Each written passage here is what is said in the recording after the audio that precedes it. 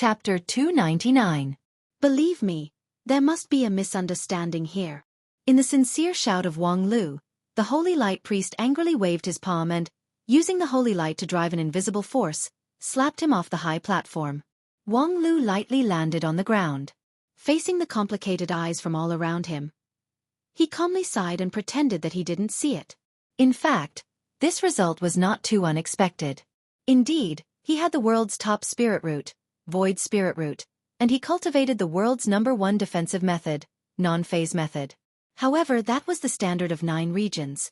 In the Western continent, people simply wouldn't recognize it.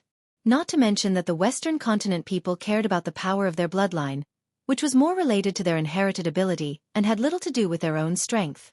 Initially, on the non-phase peak, his master also said that in terms of physical aptitude alone, he could only be regarded as mediocre, and he had to rely on elixirs to gradually improve it. However, the cultivators of 9 regions who cultivated the immortal path didn't attach much importance to the innate aptitude of the body. Later, he cultivated the non-phase sword bone, which greatly improved his body, so the quality of the aptitude was even more irrelevant. However, all of these improvements were only superficial. For example, if at this time, Wang Lu gave birth to a child, not to mention inheriting the void spirit root, it would even be difficult for the child to inherit his current powerful body. And this crystal ball test was precisely to trace the origin of the bloodline, to test the quality of a person's inheritance. No matter how great Wang Lu's ability was, he was powerless in this regard. In theory, only when the king pill was completed, the physical body, magical power, primordial spirit, and immortal heart would be further unified, and only then could one essentially change oneself. After the king pill, one could be called a Taoist master because, after achieving the king pill, the cultivator would be reborn and henceforth enter a whole new realm. The descendant of the king pill Taoist master would be far above the mortal from birth. Of course, for Wang Lu, achieving the king pill was only a matter of time. However, how could he explain all of this to the crystal ball? After thinking for a moment, Wang Lu looked up at the high platform.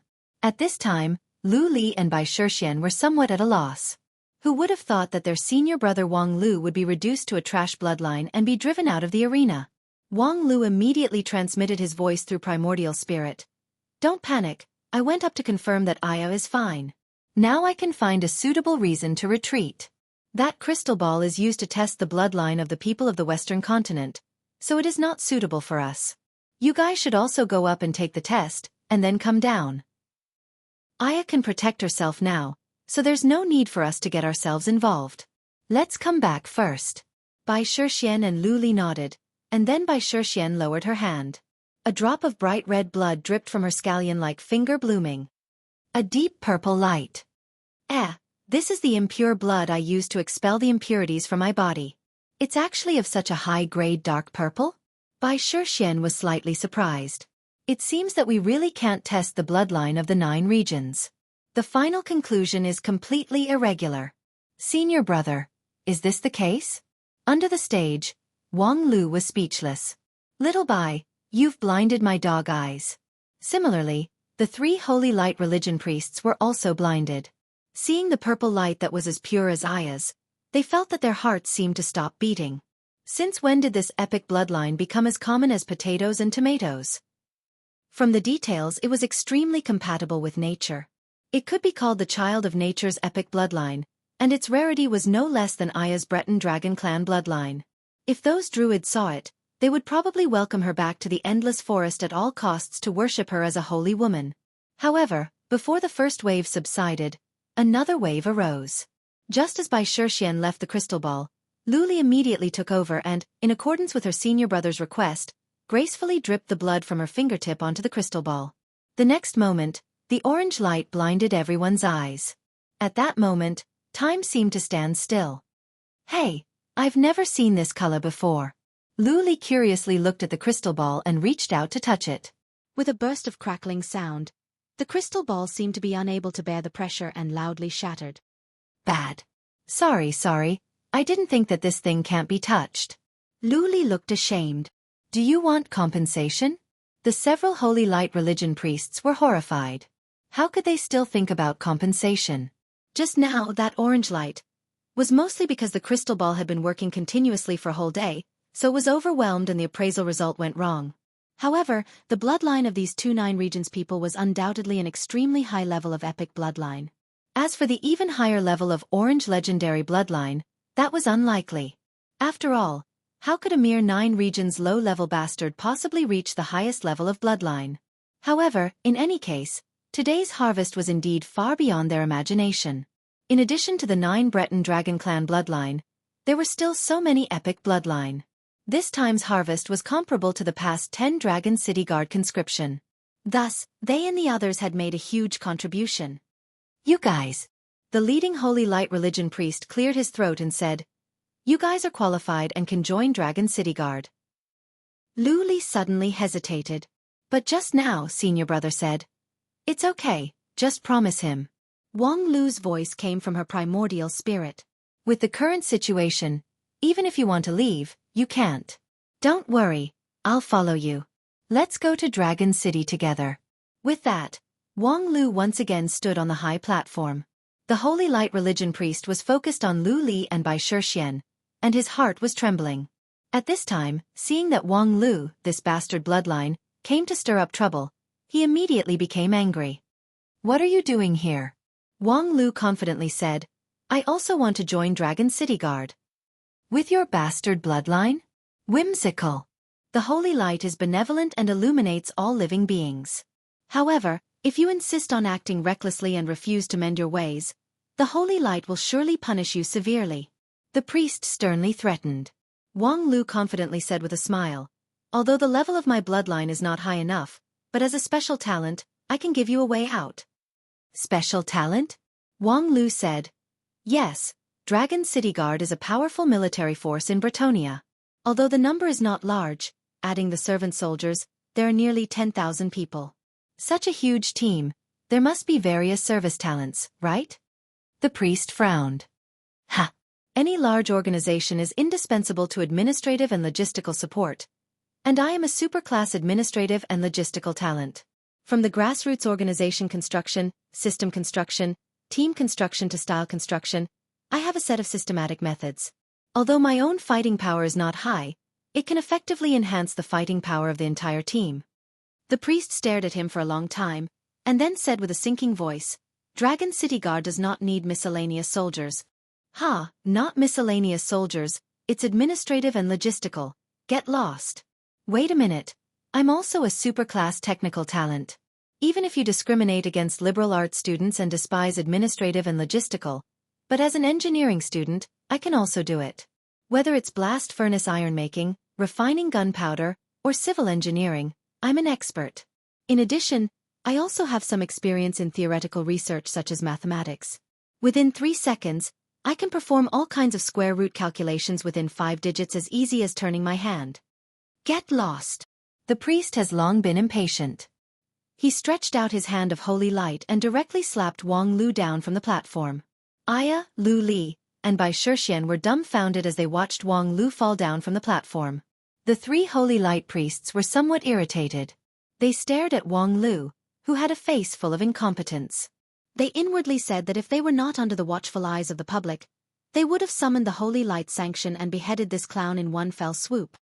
However, Bedivere was somewhat interested in Wang Lu's argument. "Administrative and logistical? That's an interesting talent."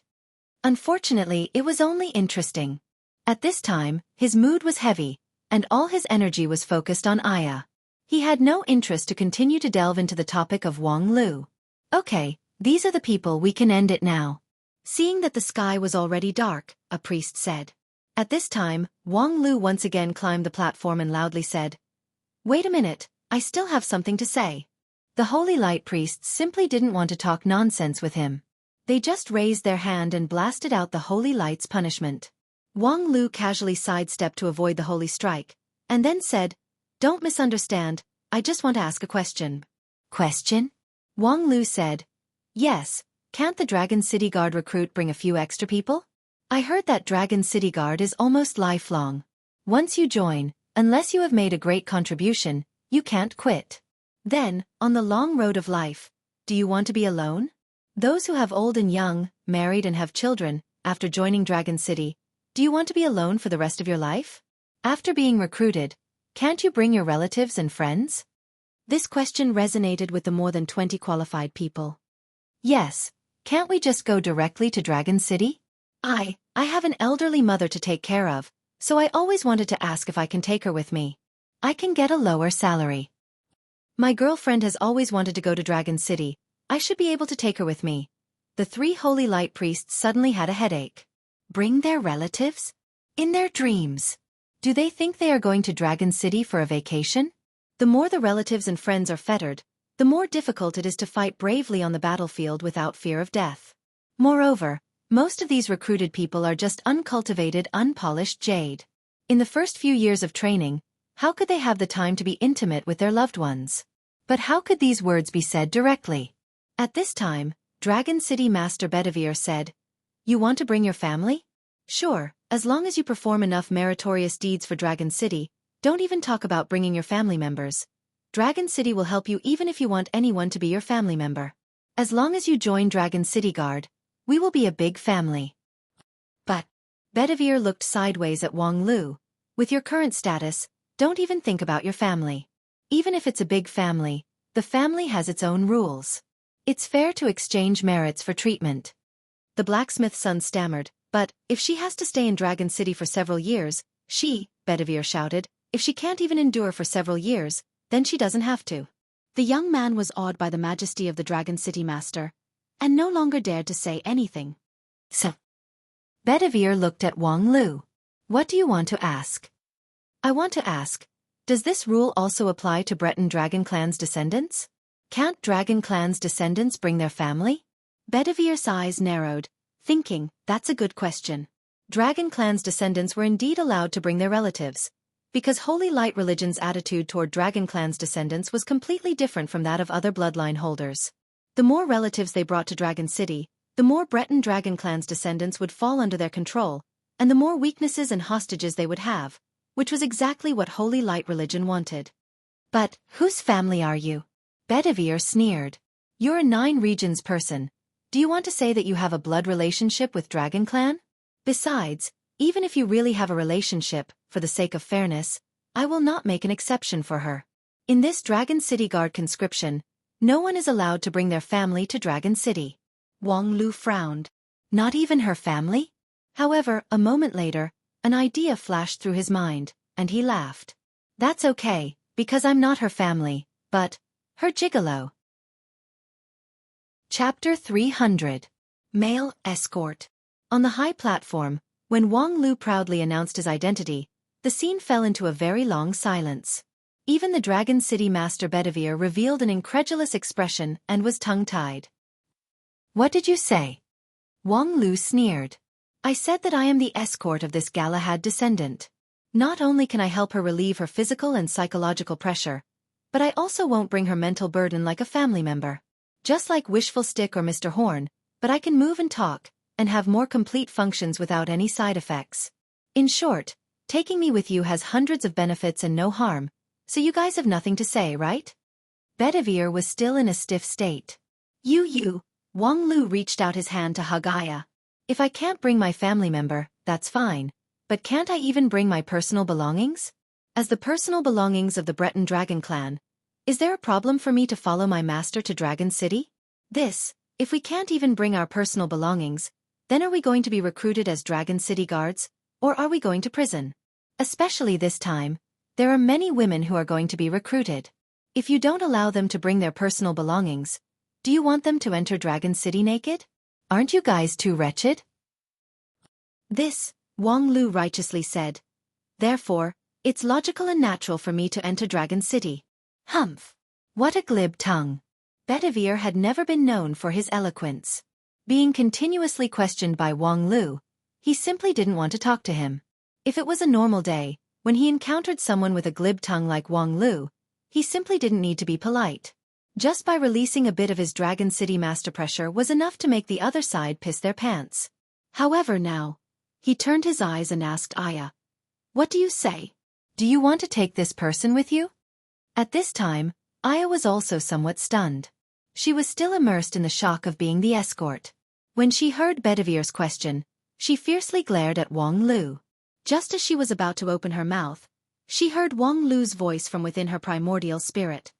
My sword. You said you want to be my sword. Listen to my instructions. You haven't forgotten, have you? After a pause she said, this is not a joke. You have to agree first and see Bedivir's reaction. You. Aya took a deep breath and said, he is right, I want to bring him to Dragon City. Wang Lu immediately added, incidentally, we also have a dog. Then he picked up the mottled dog, Quan Zhouhua. Bedivere stared at Aya's green eyes. After a long time, he closed his eyes and turned away. Do whatever you want. After the selection ceremony of the Dragon City Guards, the number of qualified people reached an unprecedented number of 35. According to the past practice, they should simply pack their luggage and leave Golden Flash Town for Dragon City. However, this time, the mayor of Golden Flash Town seized the opportunity and used all means to make Bedivere and the others stay. Please stay here for one night. No matter what. Since the beginning of the selection ceremony, this is the first time that Gold Flash Town has more than 30 people qualified. This is a great event, and we should seriously celebrate it. With that, the mayor fiercely stuffed several mysterious big gift bags into the hands of the 3 priests. At the same time, because the duration of the ceremony was indeed longer than expected, the sky was already dark when the ceremony ended. The 3 holy light priests, while collecting the gift bags, discussed for a while, and then agreed to the mayor's invitation. That night, Golden Flash Town held a carnival ceremony, and the 4 people from Dragon City received the warmest hospitality. And the more than 30 selected new Dragon City guards also reveled in the sound of countless blessings until late at night. After that, at the request of Bedivere, they packed their luggage and rested in the town's largest inn for the night, ready to depart the next morning. Although the carnival had consumed a great deal of energy, none of these more than 30 people had the mood to sleep, and they still felt excited. Because they lived in the same place, they gathered together and began to chat. Many of these people were locals of Golden Flash Town, but most of them came from other areas. They chatted about all kinds of things, and even when the sky was about to turn bright, they still felt that it was not enough. Alas, I don't know what it will be like in Dragon City. I heard that Dragon City guards look glamorous, but their training is very hard. Moreover, they often have actual combat tasks, and the elimination rate is also very high. A teenager from the countryside, who had expectations and worries about the future, could not help but sigh. Hee, you don't have to worry too much about this. A teenager from Golden Flash Town grinned and comforted him. I know a lot about Dragon City guards. The people of Golden Flash Town were well informed, and knew more about the Dragon City guards compared to the people of other places. Dragon City guards do often have actual combat tasks, but basically, every time they go out, they would crush the opponent without any suspense. In the entire territory of Bretonia, there is no force that can match Dragon City guards. After all, behind Dragon City is the #1 religion in the continent, Holy Light religion. As long as we, the recruits, pay attention not to show off, generally, there won't be any danger. As for elimination? Elimination is elimination. It's actually not a big deal. People who have retired from Dragon City guards are very popular in many places. After all, what you learned in Dragon City is the real thing. The countryside teenager curiously asked, if I'm eliminated, won't my power be taken back? Humph, where did you hear that rumor? How to take back power? Don't tell me that every time someone is eliminated, they have to be beaten into a cripple before they go out? As long as you sign a soul contract and don't leak out Dragon City's method, the skill that you learn is your own, it doesn't matter. The well-informed teenager laughed. Therefore, joining Dragon City guards, in addition to suffering a bit, it's basically a big profit. You can't find all kinds of secret books in Dragon City in other places. Really? Really? The countryside teenager became more and more curious. Is Dragon City's method very powerful? How powerful is it? As long as you practice step by step, you have the hope to become a high-order profession. How powerful do you think it is? The eyes of the Golden Flash Town teenager flickered. There is a world of difference between a profession and an ordinary person. When you become a high-order profession, you will be treated courteously in any place in the continent. Whether it's to serve a great noble or to set up your own adventure team, your status is extraordinary. For example, look at this Golden Flash Town. It's already one of the few towns in Bretonia, but even the mayor's status is almost the same as a high-order profession. If it's in a small place like yours, 10 towns added up is almost equal to a high-order profession. 10 towns added up. However, it is extremely difficult to promote to a high-order profession. I don't know how many professions there will be a high-order profession. In addition to the requirement of having a high-level bloodline, the cultivation method must not be bad, which is actually very difficult. There were countless bloodlines on the continent, and each of them had their own unique mysteries. Only by using corresponding cultivation techniques could they be continuously nurtured and unleashed even stronger divine abilities. Otherwise, it would be twice the effort for half the result. Dragon City has collected most of the cultivation methods in Bretonia, that's why it's so powerful. Almost any bloodline can find the corresponding cultivation method and dig out its own potential to the limit.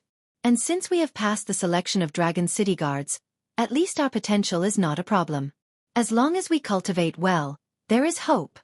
Only hope. Nonsense, what do you think a high-order profession is? Among the thousands of Dragon City guards, 60 to 70 high-order professions are already not bad. But at least the road is unimpeded. In other places, no matter how hard you try, you can't promote to a high-order profession. Dragon City guards at least have hope. The countryside teenager was lost in thought for a moment and suddenly asked, "What about the Breton Dragon clan?" Speaking of this, the Golden Flash Town teenager looked envious. They are the real heaven's proud sons and daughters. It is said that every qualified Breton Dragon clan bloodline has at least a 50% chance to become a high-order profession. Today, those with blue and purple bloodline have a 100% chance to become a high-order profession. Moreover, they are the strongest among the high-order professions. The Dragon clan bloodline is too powerful. Other people simply cannot compare to them. After a pause, the Golden Flash Town teenager was confused. But, I heard that the selected Dragon clan bloodline seems to be managed separately, isolated from the rest of the world. Previously, there were several Dragon clan bloodline in this town who joined Dragon City. But after that, I haven't seen them again. The countryside teenager was a bit scared. Don't tell me. Something happened? TSK, what are you thinking? The Dragon City Lord is a powerful Dragon clan bloodline. What could happen to him? They should be forming a secret team to carry out some secret actions. Humph, in short, they are not the same kind of people as us. Don't you see that they are now living alone? At the same time, the Dragon clan bloodline, who were not the same kind of people as the others, were also chatting in high spirits. Compared to other qualified Dragon City guards, their happiness was undoubtedly stronger. Because as the Dragon clan bloodline, the legendary status of Dragon City guards was far higher than the others. The stout blacksmith's son said, "Nis, you really hide yourself deep enough. You usually don't show yourself, but you're actually a Dragon clan bloodline. Moreover, you're a high-level Dragon clan bloodline, that's really amazing." This time, almost all of the Dragon clan bloodline who were recruited by Holy Light religion came from Golden Flash Town. They were also familiar with each other, so they actually chatted happily. Nis herself, however, was dispirited. What's so great about it? I don't want to be a Dragon City guard. I'm satisfied with just running my family's inn.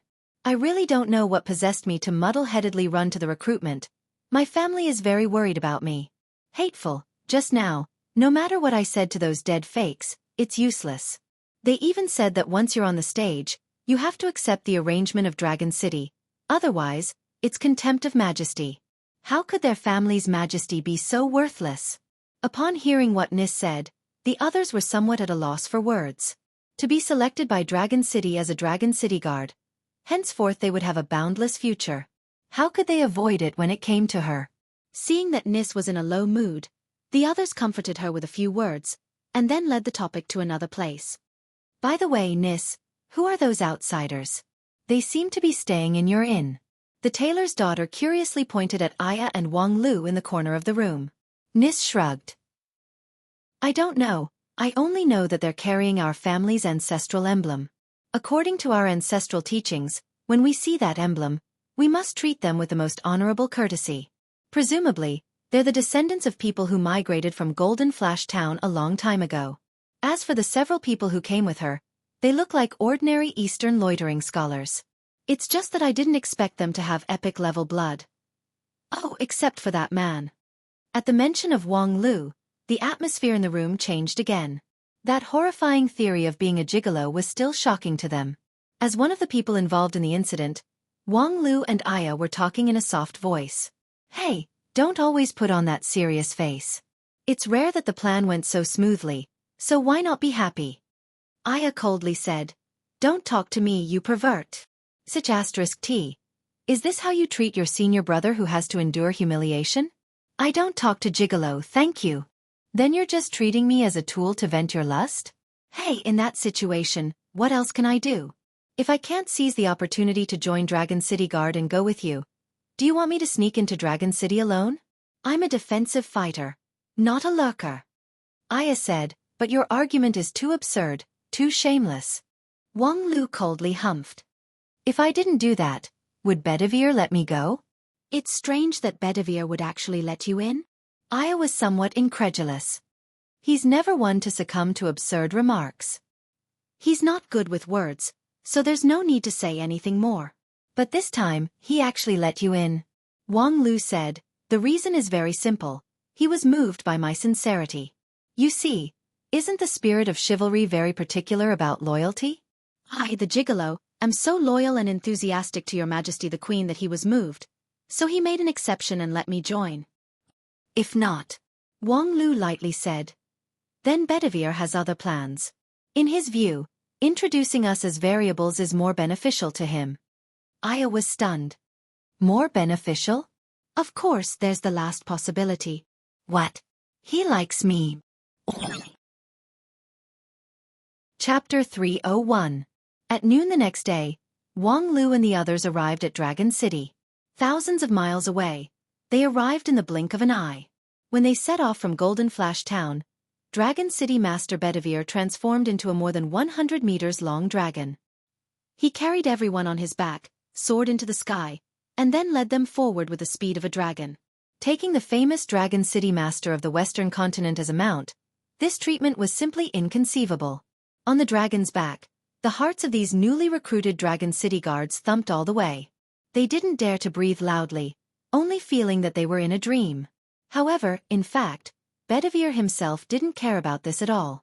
He just thought that this was faster. The Dragon City Guard selection ceremony in Golden Flash Town was not what he wanted. From the beginning to the end, it made him feel sick. Therefore, it was better to end this quickly than anything else. And the three holy light priests naturally didn't consider maintaining Bedivere's face. Him being a mount for a group of recruits was also his business. These priests couldn't wait to go back and accept the reward. When the group of people slowly descended with Bedivere, they all felt a soul-stirring pressure floating in their hearts. It was the faint pressure of the whole city. Dragon City was named after the dragon, and for thousands of years, it had too much connection with the dragon race. Today, the whole land was filled with the aura of the dragon race. Dragon City was the most magnificent city in Bretonia, the former capital of the Night King era. But in terms of strength, it was not as good as this ancient city. Looking at it from the sky, most of the newcomers were just full of joy and excitement.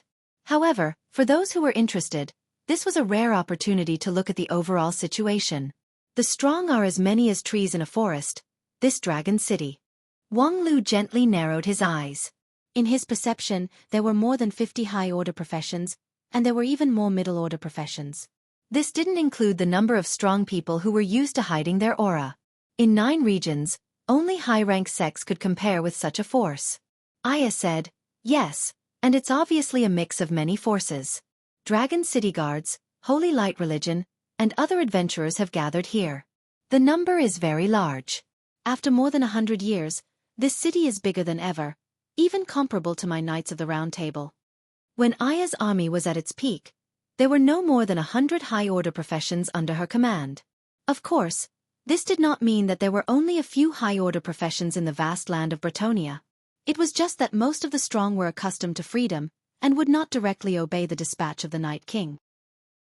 The so-called Night King, to put it simply, was only the strongest force in the land of Bretonia, and not the sole hegemon of the world. But now, the scale of Dragon City was comparable to the Night King's Knights of the Round Table. Seeing this, Aya's heart was filled with emotion. Unfortunately, although the scale is large, it is like scattered sand. Aya lightly said, the power of the city has not been integrated. That's why we have the opportunity to act. 999 roses, as well as your road to restoring your country, start here. The new batch of Dragon City guards soon began their new life in Dragon City. After the more than 30 people arrived, they immediately gathered in the barrack square. Under the watchful eyes of thousands of Dragon City guards, they swore allegiance to Dragon City Master Bedivere and Dragon City Archbishop Rowan, and accepted the blessing. The content of the oath was not harsh, mainly that they must not divulge the method of Dragon City, must not harm the interest of Dragon City, and so on. The binding force of the oath was not strong. In this regard, Aya found it very strange, because in her time, Dragon City guards, as the core legion of the kingdom, were notoriously strict in management. How come today, when Dragon City guards had become Bedivere's private army, the management was relaxed instead? According to this degree of binding force, it was actually very difficult to restrict Dragon City's method from divulging, and the ability to mobilize Dragon City guards was also limited. It was no wonder that Dragon City was in a state of disunity. However, at this time, the loosening of the oath was actually a good thing, so that when the flag of rebellion was raised later, breaking the oath would become a problem. The oath-taking ceremony was carried out uniformly, and no one was an exception, including Wang Lu. Although in Golden Flash Town, he joined as a gigolo, but now that he was in Dragon City, naturally, they would not take him seriously. They only regarded him as an ordinary Dragon City guard, and allowed him to participate in the oath-taking ceremony. After the oath-taking ceremony, the newcomers, under the leadership of several Dragon City guard officers, went to the barracks to settle down. Dragon City guards received strict military management, but their personal living conditions were quite good. The barracks area where more than 2,000 Dragon City guards lived occupied a quarter of the land of Dragon City.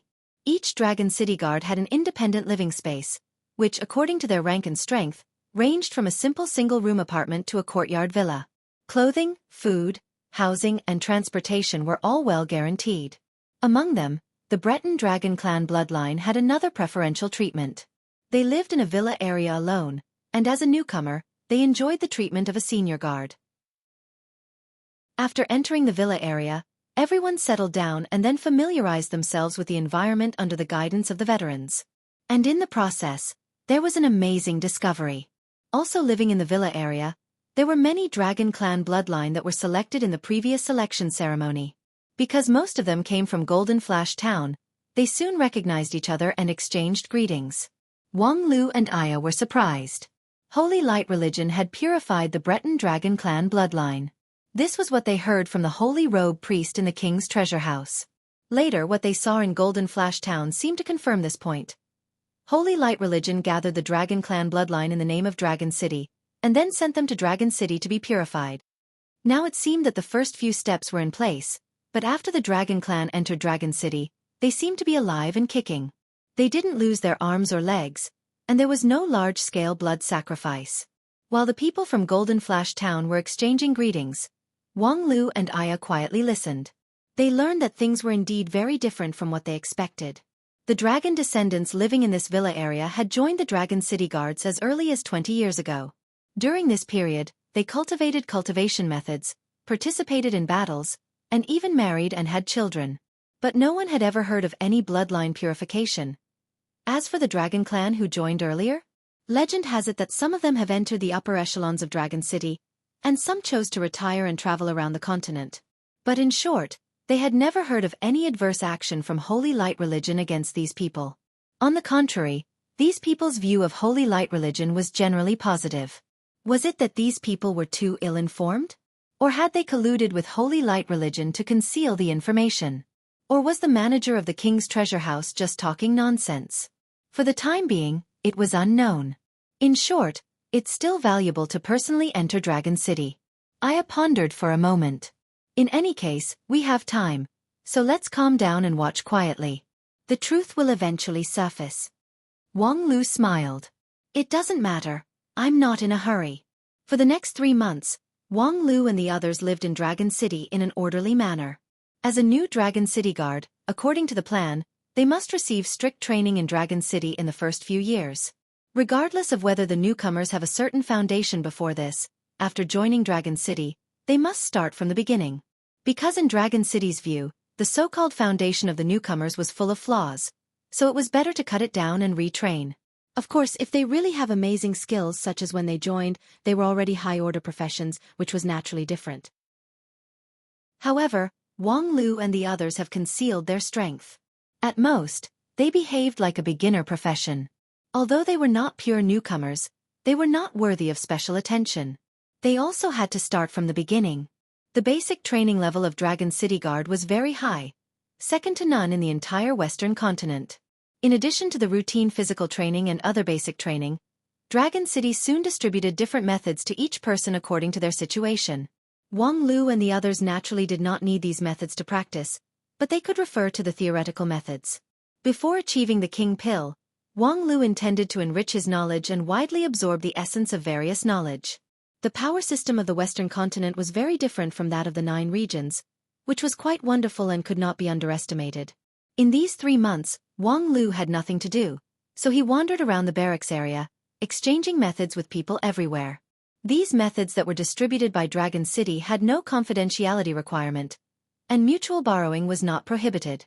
Therefore, Wang Lu quickly collected a large number of methods and carefully studied them. In these 3 months, although it was not enough for him to have any essential change in his strength, it undoubtedly greatly enriched his knowledge, which laid a good foundation for the great unification of the King Pill in the future. In addition, after 3 months, this group of newcomers successfully stimulated the power of their bloodline, became professions, and rapidly strengthened their strength. In these 3 months, the newcomers rapidly grew from robust blacksmiths, dexterous tailors, and clever innkeeper ladies to powerful fighters who could fight against 10 or even more. Among them, the best have successfully manifested the characteristics of the dragon race. They have the ability to protect themselves with dragon scales and other abilities, so it was not a problem for them to fight against 100 people alone. In this regard, Wang Lu was simply filled with emotion. The same cultivation, the same starting point of ordinary people. How could the cultivation speed of the Western continent be so much faster than that of the 9 regions? From the time he entered the Spirit Sword Mountain to the time when he had the fighting power to fight against 100 people, it took him at least 2 years. During this period, he also spent a huge amount of resources in the medicinal bath, changing his meridians and washing his marrow. Of course, the cultivation speed of the Lingjian school was the slowest among the 5 uniques. However, even the fastest one, the Royal Soldier Sect, would not let people be reborn in just 3 months. That's normal. The concept of time in the Western continent and 9 regions is different. In this regard, Aya, who had a lot of knowledge, explained, the strengthening speed of the Western continent profession is obviously faster than the cultivators of 9 regions, but our lifespan is also much shorter than yours. For example, your Taoist Master King Pill has a lifespan of 700 to 800 years, but the corresponding high-order professions on our side generally only have a lifespan of 150 to 200 years. According to the cultivation speed of the people of 9 regions, I'm afraid their lifespan would be exhausted before they could reach high-order professions. Wang Lu was quite curious. But I think Bedivere is very long-lived. He was your loyal lackey more than 100 years ago, and now he's still alive and kicking. The dragon race bloodline has a long lifespan, which is also the most hated point of us. When it comes to power and fighting ability, there are many bloodlines in the continent that are not inferior to the dragon race bloodline. However, when it comes to extending lifespan, few can compare with the dragon race. However, even Bedivere, who can be regarded as a deity stage powerhouse in your 9 regions, should have a lifespan of more than 2,000 years. But in fact, he can only live for 1,000 years. Unless he transforms his own life form into a lich or other undead creature, or like me now. But these are not the right way. Wang Lu gently nodded. The faster you get stronger, the faster you die? That's interesting. Aya casually said, perhaps it's related to our ecological environment. Since the decline of the Golden Dynasty, the Western continent has always been at war, and the war is much more frequent than in your 9 regions. Therefore, under this fast-paced pressure, we have to become stronger faster, because there's not enough time for us to grow slowly. But, it's actually wrong for you to sigh at the fast progress of the newcomers. Aya said and then slightly frowned. The progress of the newcomers is actually not fast at all. In the early stage of the Breton dragon race bloodline, the progress is very fast, far more than what it is now. In the past few months, the cultivation method that everyone has been practicing is actually an inferior method. I thought that in order to progress step by step, so we started from a simple beginning. But now, it seems like Bedivere deliberately gave us an inferior method to perfunctory us. After a pause, Aya continued, moreover, I've been in contact with several veterans. Although their strength can't be said to be weak, it's completely not up to the level that they should be. Among them, The oldest one has joined for more than 20 years. Yet he has just broken through to the middle order profession. In my time, it's not unusual for talented dragon descendants like them to advance to high order profession. Wang Lu said. Do you suspect that Dragon City is deliberately suppressing the strength of the dragon descendants? Yes, Bedivere is an excellent commander, so he doesn't know how to train his subordinates. In this situation, I can only think that he did it intentionally. Aya said, at present, I still can't figure out his reason. However, I can try to make the situation change a little bit and see his reaction. Wang Lu gawked for a moment. Do you want to run naked? Chapter 302. Aya's so-called change was to break Bedivere's suppression of the dragon descendants. Most of the methods that he issued were simplified and degraded versions, so the missing parts were made up by Aya. As the former Dragon King of Breton Dragon Clan, Aya's knowledge and understanding of Dragon Clan's bloodline was far above that of other people. Therefore, it was actually very easy for her to perfect an ancient method. Therefore, in the next month, she took the opportunity to communicate with other dragon descendants to indirectly enlighten them, letting them realize the defects of their own methods, and then supplement and improve them. This process was not too obvious, but the effect was soon reflected. The new batch of Dragon City Guards had a total of 36 people, including Wang Lu, of which 9 were dragon descendants and 27 were of other bloodline. In the first 3 months, the gap between the two sides was not big, with the dragon descendants slightly ahead. However, in the next month, the progress of the dragon descendants gradually left the others behind, and the gap was getting bigger and bigger. If the performance of the newcomers was due to various accidental factors, then the breakthrough of some veterans was particularly eye-catching. A Dragon City Guard who joined Dragon City 21 years ago and had a blue-purple rank bloodline suddenly broke through the bottleneck that had shackled him for many years 3 days ago and stepped into the threshold of high-order profession, which caused a lot of sensation. High-order profession, no matter where, was a very scarce resource. Dragon City was full of powerful people, but even if all the neutral forces were included, the real high-order profession was less than 200 people. And among the Dragon City Guards, there were only 60 to 70 people. Adding one more person was not a trivial matter. Moreover, the real strength of the Breton Dragon Clan's bloodline was often higher than the same-level profession. After the breakthrough, this veteran was actually not inferior to the common high-order profession, and could be classified as a first-class powerhouse among the Dragon City Guards. For this reason, Dragon City specially held a small celebration. Dragon City Master Bedivere personally came out to reward him and had a long talk with the veteran, inquiring about his well-being. On the second day of the celebration, Bedivere suddenly summoned Aya. In this regard, Aya was not surprised. This Dragon City had been managed by Bedivere for hundreds of years. Even if it was in a state of disunity, his control was still absolute. In this city, it was not easy to hide anything from his eyes and ears. In fact, Aya wanted to see Bedivere's reaction, so she took the initiative to change the situation. Upon hearing Bedivere's summon, she did not hesitate to agree. All right, I'll be right there. Yeah, me too. The Dragon City Guard who came to summon Aya was startled. Looking at the volunteering Wang Lu in front of him, he said, "So City Lord only summoned Aya." Wang Lu said, "I know, but I'm Aya's personal property, not a person." Personal belongings? The Dragon City Guard was stunned. What nonsense are you talking about? How is it nonsense? Who made the rule that personal items had to be cold, unmoving, dead objects? Women love men like me who are warm, powerful, and full of power. You're not a woman, so you don't understand the beauty of it. The Dragon City Guard felt that he could not keep up with this train of thought. Moreover, you should also know how I joined the Dragon City Guards. My relationship with Aya has even been recognized by the City Lord, so he can rest assured and let me go with her. If anything happens, Aya will take responsibility. Aya, hey. The Dragon City Guard considered it for a moment, and then finally took Wang Lu back to the City Lord's mansion. Bedivere lived in a castle in the barracks area of Dragon City. Although it was located in the center of the barracks area, it seemed to be isolated from the rest of the world. In such a big castle, there were only a few guards. The Dragon City Guard took Wang Lu and Aya to the castle gate and then stopped, signaling them to enter on their own. The castle gate was open, revealing a gloomy and cold atmosphere inside. The erratic candlelight reflected the gloomy and terrifying atmosphere in the hall. Aya and Wang Lu walked into the castle, and then the gates slowly closed behind them. The hall was empty. In the middle of the hall, there was a red carpet that went straight ahead, and then divided into two sides, winding to the second floor. At the entrance of the staircase in front of the hall, there was a huge portrait nailed. The painting depicted a young man with an unusually sharp gaze.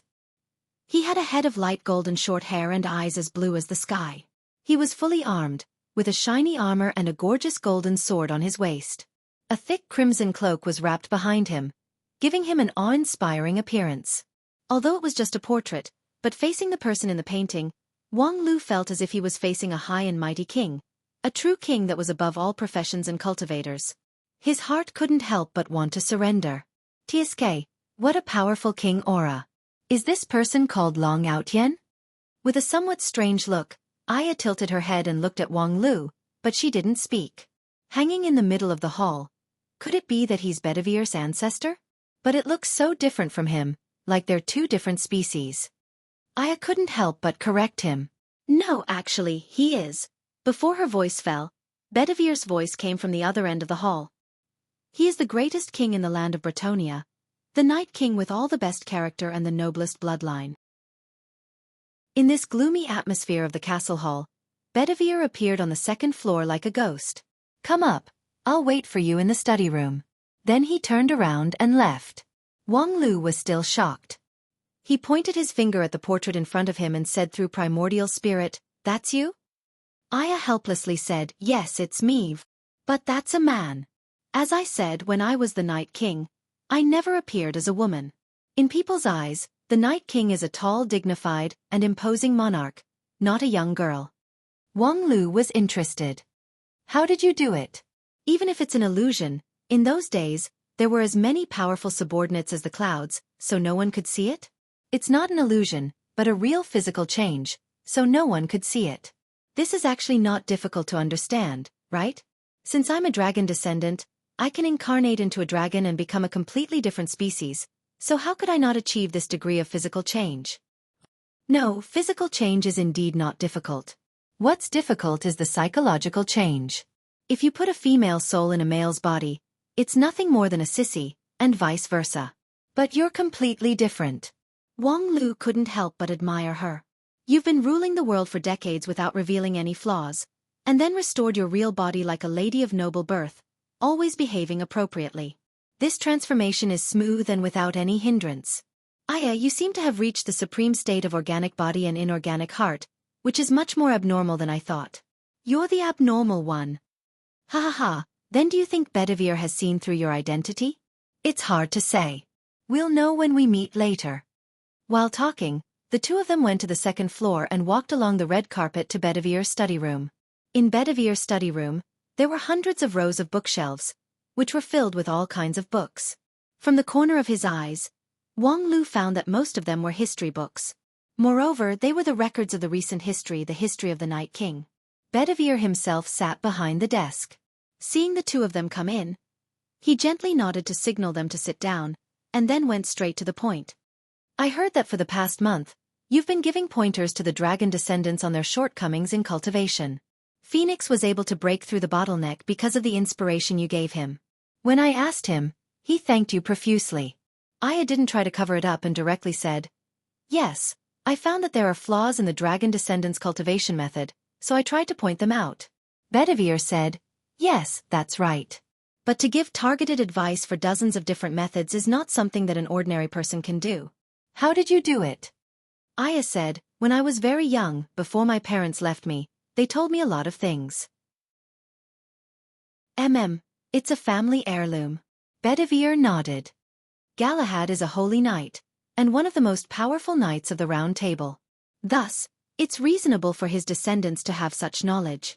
But, in my opinion, compared to Galahad, you're more like another old friend. Aya gently tilted her head. Old friend? The same erudite and knowledgeable, the same peerless intelligence. At a young age, he stood above many of the old antiques, and eventually even ruled the world. While speaking, Bedivire's eyes became sharper and sharper, and the pressure of a high-order dragon descendant diffused out.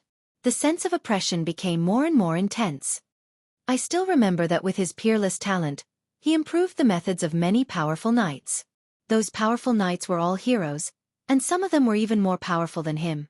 However, when he spoke, everyone could only listen and obey. It's very similar to the scene of you giving pointers to many dragon descendants this month. Hearing this, the pressure became stronger and stronger, as if at any time, it would explode and hurt people. Wang Lu's complexion remained unchanged, but his non-phase immortal heart was activated. Aya, on the other hand, returned the same fierce gaze and didn't retreat even half a step. However, just as the situation was about to erupt, Bedivere suddenly sighed and shook his head. Unfortunately, you can't be him. Seeing the unconcealable disappointment in Bedivere's eyes, Aya couldn't help but ask why. Because you're a woman. What? Bedivere said, he is the king of the world, the noblest and proudest man in the world. No matter what happens, no matter what tribulations he experiences, it's impossible for him to let himself become a woman. That is an absolutely intolerable shame for a knight. So, although you look like him, you can't be him. At that time, Wang Lu felt that his breathing was interrupted. He had to use his non-phase sword chi to injure himself inside his jade mansion, and then held back his laughter. Aya, oh Aya, you also have this day. Aya, on the other hand, was dumbstruck, her sharp gaze completely sluggish. Bedivere was once a loyal and upright knight. Unexpectedly, after more than 100 years, his brain still couldn't turn. Galahad probably trained you to be like this out of nostalgia. Unfortunately, it's specious. How could a young girl shoulder the burden of a king? Aya's face gradually turned red. Of course it was not because of shyness, but because of anger. Bedivere was truly sorrowful. When I saw you in Golden Flash Town, your familiar temperament made me fall into a trance. Later on, I indulged you to bring that inexplicable man into Dragon City, which was also out of nostalgia for the past. However, seeing you again today, I finally realized that the past should be the past. A real knight can't indulge in the illusion of history. After a pause he said, perhaps after a while, I should replace that painting. With that, Bedivere sighed. Back to the topic. Today, I called you here to tell you one thing. You should stop giving pointers to the dragon descendants. Aya asked, what's the reason? Bedivere asked back, have you ever raised an animal? Animal? If you haven't, then go to the logistics area of the barracks and have a look. Bedivere said and then lowered his eyes. Now is not the time when the Breton dragon clan ruled the world. Do you understand? Chapter 303. What a reversal of image. Walking out of the castle, Wang Lu sighed with emotion. From the fallen city master who colluded with holy light religion to the late hero who endured humiliation to prop up the sky for the dragon descendants, Bedivere is really a man. In the last dialogue in the study room, Bedivere's hint was obvious enough. Suppressing the strength of the dragon descendants was a last resort, because when the dragon descendants were strong enough, they would be harvested. The Dragon City Guard selection ceremony in Golden Flash Town had a history of more than 40 years. But now, the oldest dragon guard in Dragon City was only 21 years old. Where were the dragon descendants in front of him? Although there were a lot of rumors, such as retiring, joining the secret forces. But who had seen it? The so-called purification of holy light religion was probably aimed at those mature dragon descendants. Once they advanced a high-order profession, it would be the time for holy light religion to come and harvest them. Speaking of which, Aya closed her eyes and recalled, recently, I have indeed heard people say that in the land of Bretonia, there hasn't been a new high-order dragon clan descendant for a long time. The so-called purification is really a breeding and harvesting game. Wang Lu repeatedly clicked his tongue. That's really ruthless. Holy light religion. Aya suppressed her anger. I swear they must pay the price. While speaking, an astonishing momentum was about to overflow. Wang Lu reached out and patted her on the shoulder. Don't be impulsive. You're not the mighty and invincible Night King. Do you want to be invincible here, 1 against 10,000, and directly wipe out the entire Holy Light Religion army? If you're discovered, not everyone is as blind as Bedivere and can't recognize you. Yes, I understand. Aya quickly regained her calm. But now I'm very curious. Bedivere has never done things with his hands and feet tied. Encountering an enemy like Holy Light Religion, he would rather die with his life intact. Wang Lu said, obviously, someone has grasped his weak point. For example, Does he have a wife and children or something? Aya was startled. I've never heard of this. In those days, he was also a loner. Wang Lu thought for a moment. Based on your understanding of him, is he the kind of person who would rather masturbate for the rest of his life than find a woman? That's not it. It's just that she has always followed me to battle all over the place and has never had the chance to get to know and fall in love with someone. That's right. Wang Lu said, it's been more than 100 years, and the cycad tree has bloomed several times. It's not unusual for him to meet a confidant, and then Holy Light religion would use that confidant to control him and force him to submit. But we've never heard of him having such a woman in Dragon City. Wang Lu sneered obviously. He can't see the light of day. For example, if the other party is under the age of 14, would he dare to let you know? Nonsense. Bedivere is not that kind of person. Childish. What do you know? The more an old man like Bedivere, who has experienced countless hardships but has never been in love, the easier it is for him to regard a pure and innocent little girl as his fire of life, the light of desire, his sin and his soul. Your fallacious reasoning and heresy actually exudes the aura of literature. In short, I think this is a breakthrough direction. If we can deal with Bedivere, it's tantamount to us getting half of Dragon City, which is an unparalleled help. In the next few days, I will seriously investigate this matter, so you just have to wait for the result. There's no wall in the world that doesn't have a crack. As long as you seriously investigate anything, you can always find some clues. In the next 3 days, Wang Lu began to wander around Dragon City. He even occasionally slipped out of the military camp area and inquired about the news in the city's commercial area, noble area, and other places. If this was the Dragon City in Aya's era, where the strictest management was implemented, not only would Wang Lu's behavior not get any news, he would instead be strictly controlled and punished. However, today's Dragon City, as Aya said, had gradually fallen into a state of disunity, and the management was actually a lot lax. Now that he thought about it, this should also be Bedivere's intention. He casually spread the dragon descendants method without strict management. He deliberately let these methods spread outside, hoping that the hidden dragon descendants in Bretonia could obtain them and then devote themselves to cultivation, leaving behind the kindling for the Bretonia dragon clan. And this painstaking effort has now left enough room for Wang Lu to move. 3 days later, he got the news he wanted. I found it. After returning to his residence, he looked at Aya with a strange smile. Aya was having a sword fight with Lu Li in the courtyard. Seeing Wang Lu's smile, she was somewhat creeped out. Naturally, she couldn't continue the fight and quickly withdrew her sword. What did you find? While speaking, her heart was filled with an ominous premonition. Wang Lu laughed. Do you remember my initial guess? Aya couldn't believe it. Is this really a little girl? It's worse than a little girl, Wang Lu said, pulled out a stack of portraits from his pocket, and then sent them to Aya. In the portrait, a woman with a tranquil appearance was kneeling in front of the statue of God, sincerely praying. She was wearing a pure white Holy Light religion priest robe. Aya immediately understood. He actually married a priest of Holy Light religion?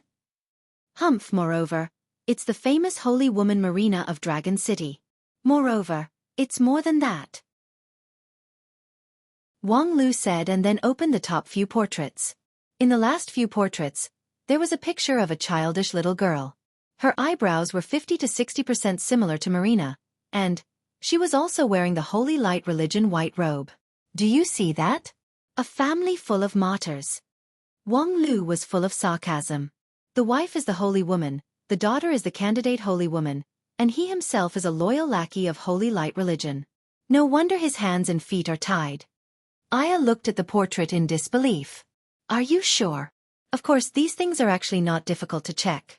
Many of the old people who have lived in Dragon City for many years know about it. In the past, Bedivere once encountered a powerful enemy and was seriously injured. Later on, he was rescued by a young woman, during which the spark of love ignited. Later on, they crystallized, which is the little girl in the portrait, Irene. However, it didn't take long for him to be surprised to learn that the woman was actually the holy woman of Holy Light religion. Later on, because of the issue of faith and position, the two of them had many contradictions. When they found that the contradiction could not be reconciled, they simply separated. Marina lived alone with her daughter in the church. The two of them didn't publicize their relationship, which was tantamount to divorce. However, to say whether Bedivere really gave up on this relationship or not, you can see it. In this regard, Aya could only helplessly shake her head. Encountering this kind of thing, what else could she say? Should she accuse Bedivere of being trapped by his love affair and abandoning his duty because of it? However, at that time she, the Night King, had already turned into a spirit of the brave departed to the east. The kingdom of Bretonia had also fallen apart, so Bedivere simply had no one to be loyal to. Accuse him of not placing righteousness before family? He was indebted to her for saving his life.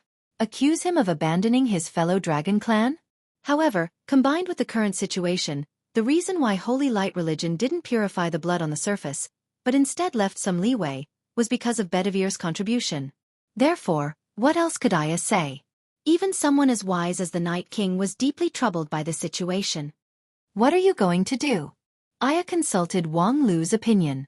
Wang Lu said, "It's very simple. Kill them, cut off Bedivere's fetters, and force him to go to Liangshan." Aya's eyes were cold. "I don't like this joke." Wang Lu sighed. "I don't like it either. So let's look at the next method. Find a beautiful girl to tempt Bedivere, let him fall in love with someone else, and forget the mother and daughter that can't possibly develop." Aya shook her head. "This is also not feasible.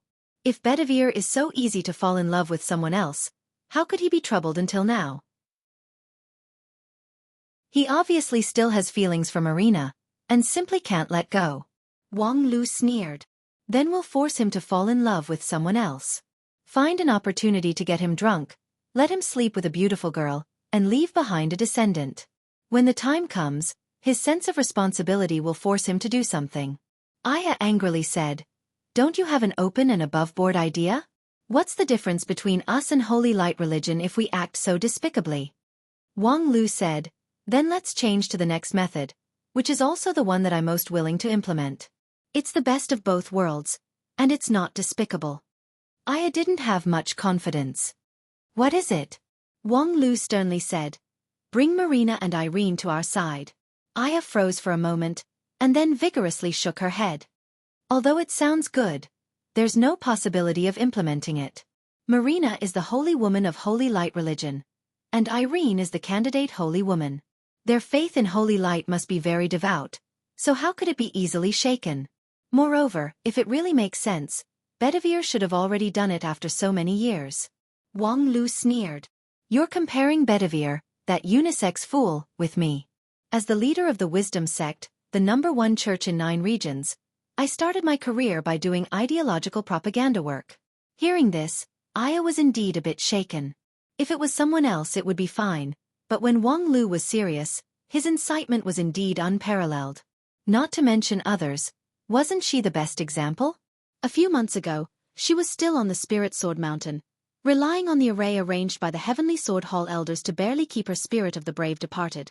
However, through this dialogue, Wang Lu had established her confidence.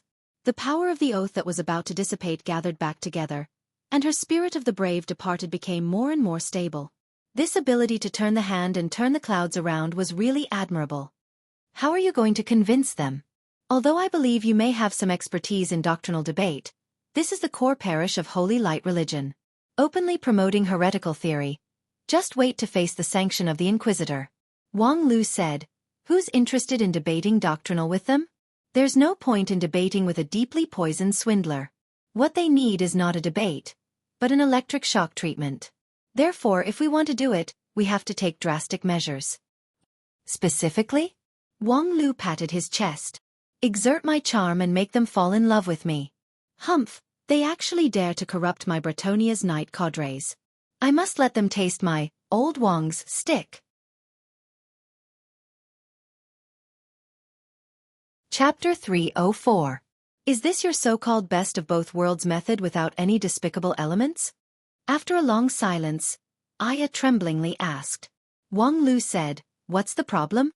Tell me, what's the problem? Woman, this is called without any despicable elements?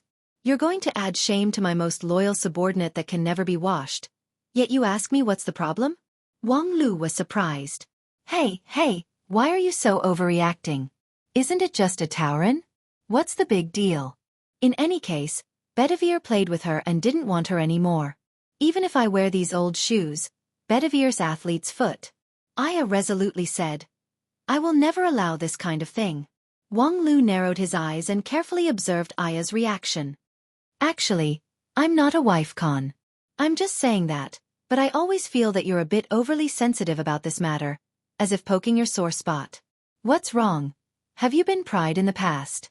Aya gawked for a long time. Inwardly, she was secretly amazed. When did this Wang Lu become so sensitive? However, her face was as cold as ice as she avoided the topic. In short, I don't like this method. That's fine. Marina is a wife con, so I'll let it go and seduce Irene. You can't blame me for this, can you? Aya seemed to have a new understanding of Wang Lu. Her eyes widened in disbelief.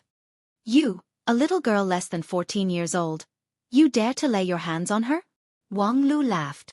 Irene, my fire of life, my light of desire, my sin, my soul. Shut up. Alas, this won't do, that won't do. Why are you the Night King, so difficult to please? Wang Lu annoyedly said, that being the case, I can only use the last resort. Last resort? Considering Wang Lu's bottom line, Aya couldn't help but feel a chill run down her spine. Yes, although it's the last resort, morally speaking, it's better than the previous ones. Although there are elements of going too far. Can you not go too far? Of course, let's just go back home and give up saving the Breton dragon clan. At the mention of this topic, Aya finally fell silent. As the king of knights, Aya had extremely high standards in terms of morality, but as the ruler of a country, how could she not understand that there were many times when things could not be done perfectly? Tell me about your method. Wang Lu said. It's still the same trick. Make Marina and Irene give up their beliefs and join our side. But this time, it's not me but her. With that, Wang Lu pointed his finger at Lu Li. His playmate Lu Li, who was playing on the side, widened her eyes, pointed at herself and asked me? Wang Lu said to Aya, the main force is Liuli and Xiaobai. Of course, when it's necessary, you also have to go. In short, it's you girls who will appear and seduce them until they are so infatuated that they will even forget about the holy light and unknowingly fall into our embrace. In this case, even if it's the Tauren, the damage will be less than mine. Aya could only be dumbfounded by this bizarre method. Holy light religion does not prohibit marriage, but there is indeed a certain degree of unfair treatment for those who marry or take a wife. Therefore, many people, in order to go higher, would rather restrain their feelings. In this process, they often let their feelings deformed, transferring their desire for the opposite sex to their friends of the same sex. Simply put, that's homosexuality. The homosexual atmosphere in holy light religion is somewhat heavy, so it's not uncommon for the holy women to play with each other. Therefore, to a certain extent, it's more convenient for you to make your move than me. I've already conceived the general plan. Marina and Irene are devout believers of holy light religion, and they like to develop new followers, especially among Dragon City guards. Therefore, this area has always been a restricted area under Bedivere's control, and the proportion of believers is very low. And that pair of mother and daughter have always hoped to close the distance between Holy Light Religion and Dragon City Master through this method. Therefore, as long as you pretend to be a little interested in Holy Light Religion, but not a strong audience, they will definitely pester you, hoping to develop you into the church and become a breakthrough for Dragon City guards. During this period, even if there are some special requirements, they will try their best to satisfy them. Then I have to mention Dragon City Guards.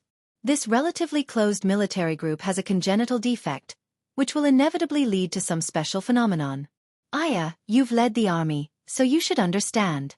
In short, because of the strict management and closed living environment, the hot-blooded soldiers, due to the lack of heterosexual partners, would transfer their desire to their comrades in arms, in other words, homosexuality. Among Dragon City guards, the homosexual atmosphere is also somewhat heavy. Therefore, you have to inherit the glorious tradition of Dragon City guards and express your love to Marina and Irene. They will certainly uphold the traditional etiquette of Holy Light Religion and respond positively to you. In short, as long as you use your means to make that pair of mother and daughter unswervingly devoted to you, everything will be fine. Bedivere will not be cuckolded, Marina and her daughter will not continue to suffer in the hands of Holy Light Religion, and we will get the most important support on the road to restoring our country. One mole at a time. What are you still hesitating for? On the third day after the plan was finalized, Wang Lu and the others officially began to act.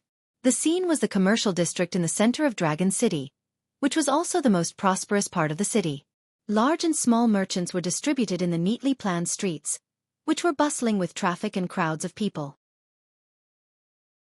As the largest city in Bretonia, Dragon City had the status of a transportation hub that extended in all directions, rich in extensive products, and almost all of the ambitious merchants in the country. Dragon City was not only the most powerful force in Bretonia, but also the largest commercial city in Bretonia. In the center of the commercial district was a wide square, which was particularly luxurious in this area where every inch of land was worth its weight in gold. A circle of seats was set up around the square for people to take a short rest. At the same time, the dining area was also thoughtfully set up here. On the edge of the square, outside an exquisite candy store, a petite and cute little girl was lying on her stomach outside the transparent glass window, drooling over the candy inside the store. It was just that. After the little girl put her tender little hand into her pocket and touched the few coins that she could count on her fingers, she could not help but be discouraged. With this money, it would be a problem to buy a vegetarian biscuit in the most high-end candy store in Dragon City's commercial district. As for the crystal candy personally made by the candy master, it was even more out of reach. The little girl held back her saliva and calculated how many months she would have to ask her mother for an advance to buy that jar of crystal candy based on her pocket money. As the treasurer of the candy store, the sales of the crystal candy was not particularly good. However, it was impossible for it to quietly lie in the window and wait for her for a few months. How would she explain it to her mother when she went back? At this time in the quiet and deserted candy store, a white-haired old man, who was also the owner of the candy store, walked to the front of the window, bent down, and stretched out his hand. Under the incredulous eyes of the little girl, he picked up the crystal candy that was like a crown surrounded by stars. Why did he pick it up? Is it because he pitied me and wanted to give me the candy jar? Oh, thank the holy light. May the holy light bless this merciful old man. He will certainly live to 100 years old. Please take it. This is the crystal candy you wanted. The little girl subconsciously stretched out her arms, trying to hug the candy jar, but with a bang, it hit the window. Then, in her line of sight, the crystal candy jar fell into the hands of another person. It was an Oriental girl dressed in a gorgeous, colorful dress. In the colorful candy store, she looked even more gorgeous and colorful than the surrounding candy. Every frown and every smile could make people intoxicated. The owner of the candy store was a retired veteran of the Dragon City Guard's kitchen. He had fought many enemies in the battlefield, and his heart was as hard as iron. However, under the gorgeous face of the Oriental girl, he appeared to be ill at ease. Thank you. The Oriental girl took the candy jar, and her smile became even sweeter. She handed the 10 magic coins to the owner and happily walked out with the candy jar. Before he even stepped out of the store, he impatiently opened the jar and took out a sparkling and translucent candy. A strange fragrance spread in all directions, attracting the attention of many passers-by. The girl looked at the crystal candy, gently sniffed it, and then closed her eyes and put it in her mouth. The next moment, a burst of happiness that could be felt by bystanders gushed out. The moment the girl tasted the candy, her expression changed, causing the surrounding onlookers to involuntarily swallow, greatly increasing their appetites. A little girl who witnessed the whole process opened her eyes wide and kept swallowing, swallowing, and swallowing again. In an instant, the little girl who grew up under the illumination of the holy light, a trace of hidden bitterness arose in her heart. Why wasn't I the one holding the candy jar? Because I'm not pious enough, so the holy light used this to test me? At this moment, she suddenly saw that the Oriental girl turned her head and saw her, her eyes full of curiosity and friendliness. Then, the Oriental girl said to her in fluent common language, "Do you want to eat? Together?" The little girl was stunned. She felt that the holy light that had just left her had once again arrived, and her whole body was shrouded in happiness and joy. Really? Yes, Master said. Good things should be shared with the people you like. With that, the Oriental girl handed the candy jar to the little girl. I'm Luli, this is for you. The little girl hesitated for a moment. Looking at the other party's sweet smile that was like the holy light, she made up her mind to forget her mother's advice. Don't eat strangers' food. Then, she carefully reached into the candy jar and pinched one, treating it as a treasure. I'm Irene, big sister. Thank you. Chapter 305. The central square of Dragon City's commercial district was also the dining center of the commercial district. Around the spacious square, there were all kinds of food and beverage shops. The food and beverage shops from all over the world exuded a tempting aroma, which intertwined with each other in the square, creating an absolutely irresistible temptation for the passers-by. Among them, a wonderful fragrance stood out, which left a deep impression on the passers-by. If there was a culinary expert, perhaps they would be able to recognize that it was the taste of crystal candy. From the most upscale candy shop in Dragon City's commercial district, it was a luxury candy developed by the famous candy master in Bretonia's food and beverage industry, using high-end alchemy materials. A small can of it cost 10 magic coins, which was a sky-high price that ordinary people could only dream of in their lifetime. At this moment, two girls sat side by side, happily sharing the taste of the candy. Lu Li's temperament was simple and straightforward, and she did things in a generous manner. If she liked something, she would happily eat it, and if she didn't like it, she wouldn't touch it. This crystal candy was expensive, but in her opinion, it was just a particularly delicious candy. The girl held the candy can and put one crystal-like candy after another into her mouth. Her face was constantly brimming with a happy expression, which made many passers-by intoxicated, but they also secretly sighed that this beautiful girl was a complete waste of God's gift. Little Irene was much more careful.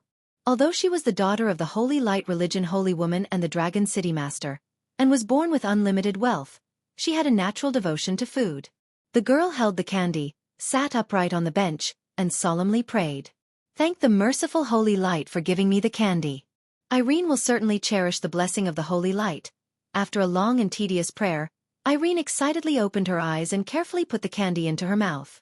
Her small face suddenly bloomed with a smile. The nearby Lu Li looked at her with interest. What did you just say? While holding the candy in her mouth, Irene carefully savored the sweet taste from her mouth into her whole body. She then replied, "That's the prayer before the meal, to thank the Holy Light for the gift." Lu Li curiously asked, "Why thank the Holy Light? That candy was given to you by me." Irene quickly explained, "Of course I'm grateful to Big Sister. However, I also had to thank the omnipotent Holy Light, because without the Holy Light's guidance, I wouldn't have met my older sister, nor would I have obtained this candy. The Holy Light created everything in the world. Without the Holy Light, there would be no world, and there would be no happiness for us. Everything we have comes from the Holy Light, so we must always remember our gratitude." Lu Li found it hard to agree. "But, this doesn't make sense. I'm clearly a 9 regions person, and we 9 regions have our own legend of creation. My cause and effect has nothing to do with the Holy Light. So, if I share the candy with you, it can't be said to be the guidance of the Holy Light." Irene looked confused. Furthermore, if everything in the world comes from the Holy Light, then apart from happiness, are the pains of the world also caused by the Holy Light? Irene explained, "The suffering of the world comes from the original sin of man. Humans are born filthy, and they need suffering to purify their bodies and minds. In the end, they will merge with the sea of Holy Light and enjoy endless happiness." Humans are born filthy? Is this innate turbid chi bestowed upon humans by the Holy Light? No, it's because the ancestors of human committed an unforgivable sin, which tarnished their own purity. Irene tried to recall the teachings that she learned in the church. Lu Li asked, "Then, when the ancestors of human, let's not talk about whether it was in the Western continent or 9 regions, made a mistake, why didn't the Holy Light stop it?" Irene was stunned for a moment. "Probably because the Holy Light didn't notice it at that time?" Lu Li asked again, "But since the Holy Light created everything, it should know that the human at that time might make a mistake, so it should seriously warn them or strictly guard them. Because of the lax guard, the human made a mistake, so the Holy Light should be responsible for it." Irene's confusion was even more intense. Ha! Ha! "Big Sister, what you said is so strange. I've never heard of it before." Lu Li nodded. "It's very strange, but who told Senior Brother to let me memorize it?" "Senior Brother? It's nothing." Lu Li shook her head and then handed over a crystal candy. "After I came to Bretonia, I saw a lot of people believe in the Holy Light, so I always wanted to know what the Holy Light is. At the same time, I also have a lot of questions about the Holy Light. Unfortunately, It seems like you don't know. Irene was a bit embarrassed. Hey, there are a lot of things that Irene doesn't know. I haven't learned my teachings. However, big sister, if you're interested in the holy light, I can ask my mom to guide you to the holy light. She's the holy woman of the church, so she can certainly answer your confusion. Luli was surprised. Holy woman? Is that really possible? Of course. Irene vigorously nodded. As long as I earnestly plead, my mom will definitely agree. She likes to explain the doctrine to people and guide them to the holy light. That's great. Luli revealed a pleasantly surprised look. Actually, I have several friends who are also interested in the holy light. I wonder if they can come and listen to it? Yes, no problem. Ha! You said there's a sister from the Eastern 9 regions who shared the crystal candy with you. That night, in the Dragon City Cathedral, holy woman Marina asked her daughter about her day's itinerary and slightly frowned. How could you casually eat other people's things? Have you thanked that sister? Irene earnestly raised her hand. Yes. Irene sincerely thanked her and blessed the big sister with the holy light. Well done. Marina happily touched her daughter's head. Although she was young, she was already quite sensible. However, when we ate the candy together, that sister asked me a lot of strange questions. Irene could only answer a few of them. There were a lot that I couldn't answer. What are they? Irene then repeated Luli's question once again. Upon hearing this, Marina smiled. Actually, the answers to these questions are in our doctrine. You can't answer them because your understanding of the doctrine is not deep enough. Oh. Irene was a bit depressed, but she soon cheered up. Mom, sister said that she and her friends are very interested in the doctrine of the holy light. I promised her that I would ask you to preach for them. Is that okay? Me preach? Marina was stunned.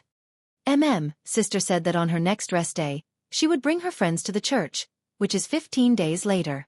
Is that okay? As the holy woman of holy light religion, Marina, of course, was happy to attract more neutral people to believe in the holy light. However, she was keenly aware of a detail. 15 days for a rest day? Most of the people in Dragon City only had 7 to 10 days for a rest day. 15 days was the standard for Dragon City guards. Sister is a Dragon City guard. A new addition. A new addition to Dragon City guard? No wonder. Marina inwardly sighed. Regarding the legion that was directly under Bedivere, Holy Light Religion could do nothing about it. Bedivere promised the church many conditions, but he did not allow them to extend their tentacles too much into the legion. Dragon City guards could spontaneously believe in the holy light, but they would never allow the church to openly preach in the barracks. At the same time, the holy light guards, whether it was in promotion or in daily affairs, were inexplicably treated worse than the others. Over time, people naturally understood the preference of the Dragon City Master, and thus, most of them consciously avoided the holy light. Only the newly joined Dragon City guards would not understand the situation and take the initiative to approach the holy light. However, this predestined person actually came from 9 regions, which was really an anomaly. This group of foreign visitors who were not contaminated by the holy light were usually classified as incurable heretics by the church. However, Marina intended to give it a try. Perhaps, this was an opportunity, a bridge between holy light religion and Bedivere. Half a month later, Dragon City Cathedral welcomed 2 young girls from the Eastern 9 regions. One was lively and active, wearing a gorgeous dress, walking like a rainbow. The other was tranquil and calm, revealing a reassuring temperament. They were Lu Li and her little friend by Xueqi. Holy woman Marina was waiting at the door. Beside her, Irene excitedly waved her arm. Big sister here. Seeing that there were only 2 of them, Marina was slightly disappointed. However, thinking of the extraordinary significance of this trip, she cheered up and revealed a holy smile. Afterward, the holy woman took Lu Li and Bai Xueqi to her courtyard and began to preach under the shade of a tree. The filth of people comes from their own ignorance. Only by having the holy light in their heart and experiencing suffering can they wash away the filth and obtain great wisdom. The holy light is like a strict father who bestows suffering, and like a loving mother who bestows warmth. The problem that Lu Li previously gave to Irene was solved one by holy woman Marina. As a holy woman, her understanding of the doctrine was very profound, so Lu Li's problem was not a problem at all. The difficulties encountered in preaching were far more acerbic than these. In fact, in Marina's view, the fact that Lu Li could ask such a question was precisely the proof that she was willing to understand the holy light and think about the holy light. Unknowingly, more than half a day had passed. The sun had already set, and the day's preaching had come to an end. Lu Li and Bai Shixian revealed a satisfied look. After expressing their gratitude, they took their leave. Marina sighed with great relief. For many years, this was the first time that she had carried out such a long preaching for Dragon City guards. In the past, when the Dragon City guards met her, they would avoid her like the plague, for fear that the city master would know that they had a relationship with Holy Light religion. Moreover, the aptitude of these two Eastern girls was really amazing. The lively one was like a crystal, sparkling and translucent, like the legendary born spotless saint. And the other one was an elegant and quiet girl, which exuded a majestic aura of nature. For the holy light, these were the best aptitude. With a little bit of polishing, they would shine brilliantly, and their future achievements would definitely far exceed her own. For a time, Marina couldn't help but sigh with emotion. Could this really be the blessing of the holy light? After so many years of bitter waiting, she finally ushered in an opportunity. For the next month or so, every rest day, Lu Li and Bai Shixian would come to the church to listen to holy woman Marina's preaching. Marina could clearly feel that the two Eastern girls, under her guidance, were getting closer and closer to the holy light. Among them, Bai Shixian even spontaneously released the spell of holy light, which was even faster than Lu Li, whom she valued more. The affinity of these two people to the holy light was simply appalling. In the evening, after the preaching, Marina was very pleased to hear Lu Li's slightly hesitant question. "Marina, can we join Holy Light religion?" At this moment, Marina felt that her hard work during this period of time had been completely rewarded. Of course you can.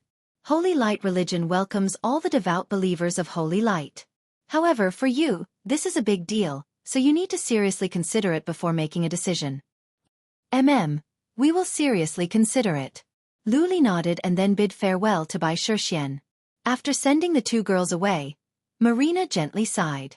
Looking at the distant Dragon City fortress that had sunk into the twilight, the gloomy castle and the sunset-dyed golden Dragon City as if separated by yin and yang, Marina inwardly swore to the holy light. "I will personally eliminate this barrier. I will let him return to the embrace of the light. I will."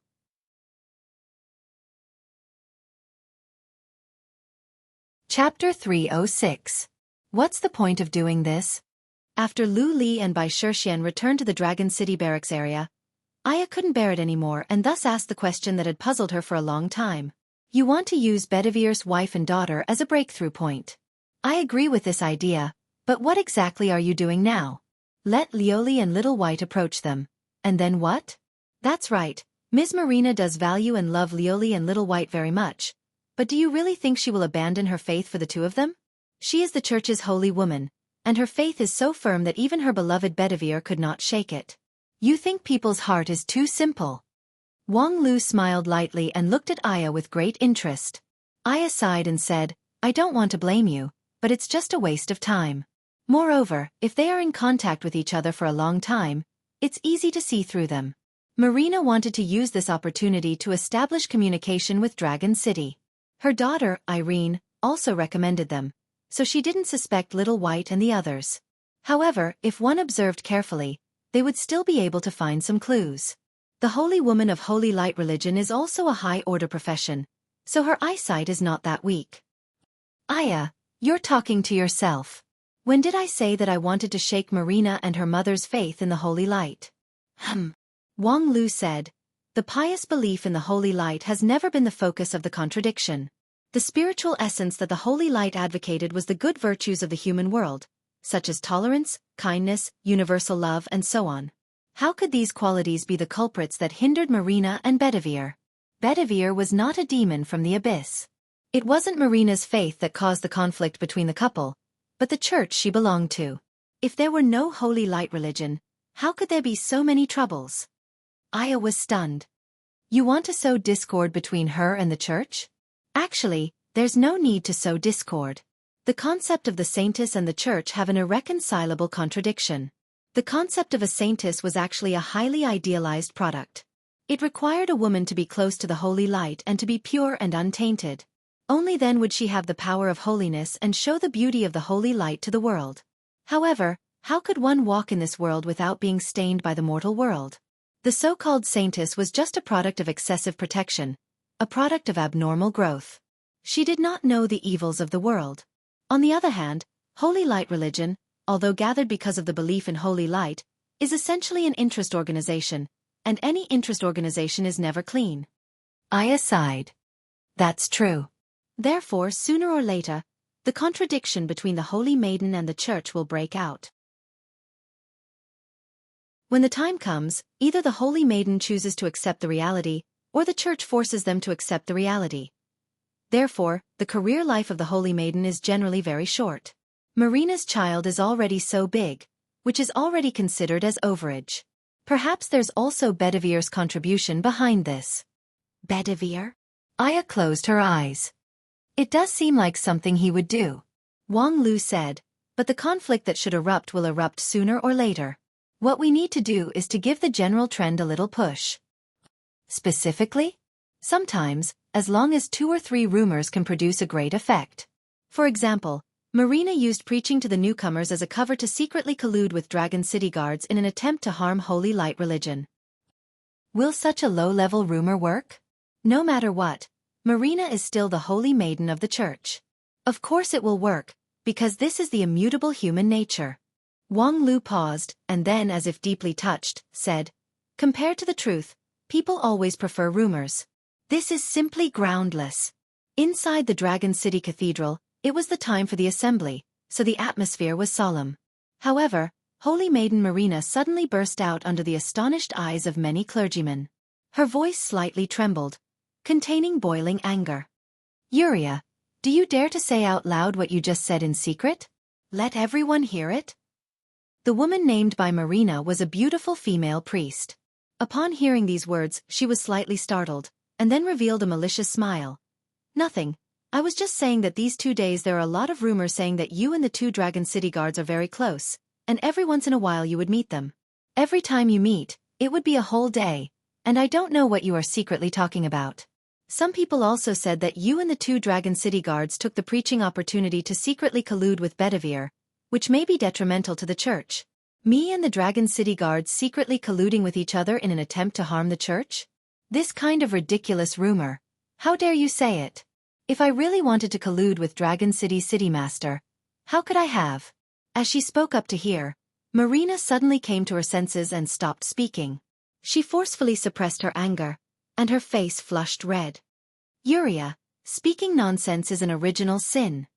Uriah lightly smiled. Don't misunderstand. I didn't take it seriously. Originally, I just said it as a joke to my sisters, to let everyone know how stupid the world is, that they dare to spread any kind of lies. Unexpectedly, the Holy Maiden has sharp ears and even took it seriously. You are the Church's Holy Maiden, personally bestowed by the Archbishop. Who dares to doubt your faith in the holy light and your loyalty to the Church? Upon hearing this, Marina's anger didn't diminish, but instead, it increased. However, she felt helpless. The other priests reacted differently. Basically, everyone present knew that Uriah was deliberately targeting Marina. Initially, she and Marina came from the same monastery, and in all aspects, she was above Marina. When the 2 of them got along, they had a sense of superiority. Later on, they competed together for the position of Holy Maiden. Uriah thought that the victory was already in her grasp, but in the end, she unexpectedly lost to Marina, who was inferior to her in all aspects. Since then, she bore a grudge. There was no more peace. It was just that, the rumor that Uriah said was also heard by many people present. There were many versions of it. Some, like what Uriah said, were undoubtedly laughable, but there were also some that very well satisfied the dark psychology of many people, which was quite marketable. In the past few days, Marina frequently met with the 2 Dragon City guards from 9 regions in her own mansion. This was an undeniable fact, and many people had seen it with their own eyes. It would be ridiculous to say that Marina was plotting something. Even if she was plotting something, she wouldn't choose to do it in the cathedral. But what about another reason? For example, they heard that the 2 9 regions girls were extremely beautiful. And the Holy Maidens of Holy Light religion were perhaps the group with the highest proportion of homosexuals in the entire 9 regions, Nowadays, all kinds of rumors were circulating, which vividly described the scene of the several people's private meeting, which was fascinating. It was just that, as the subject of the conversation, Marina was naturally furious. She was not angry because of the damage to her reputation, but because the bridge of communication between her and Dragon City guards was likely to be broken. Whenever she thought of this, it was difficult for her to suppress her anger. After the meeting, she wanted to go back to her mansion to rest, but she was called by Archbishop Rowan. For her, the Archbishop has always been like a father, majestic and loving. Now that she encountered trouble, she really wanted to get comfort from the Archbishop. However, after meeting him, Rowan's words made her feel like she had fallen into an ice cave. Marina, you don't have to see those 2 Nine Regions girls again. Why? Marina incredulously asked. Your Excellency, do you believe those absurd rumors? Of course I don't, and no one really believes it. But, in the end the impact is not good. Marina anxiously said, Your Excellency, Lu Li and Bai Shixian are the candidates with the best affinity for holy light that I have ever seen. Their qualifications are far above mine. Even the supreme holy woman of the holy city may not be able to compare to them. If we can absorb them, it would be the church's biggest harvest in recent years. And the last time we met, they have already expressed that they want to join the church. Rowan sighed. I know that for you to value them so much that you don't hesitate to meet them many times, there must be something special about them. But, some rumors have spread too far. That's just a rumor. Marina indignantly argued. Why do you care about rumors? Because rumors have power. Many times, a person's success or failure often depends on the influence of 1 or 2 rumors. Rowan solemnly said, I personally promoted you from the monastery, so I have high hopes for you. Seeing the Archbishop being so serious, Marina felt powerless. After a long while, she calmed down a bit. Then, as long as the rumor is extinguished from the source, isn't it? Let me guess, who are the people who spread these rumors? Yulia? Judith? Karida? There are not too many people who know about my relationship with Bedivere. Enough! Archbishop Rowan suddenly roared. How can you be full of malicious suspicion towards your own brothers and sisters?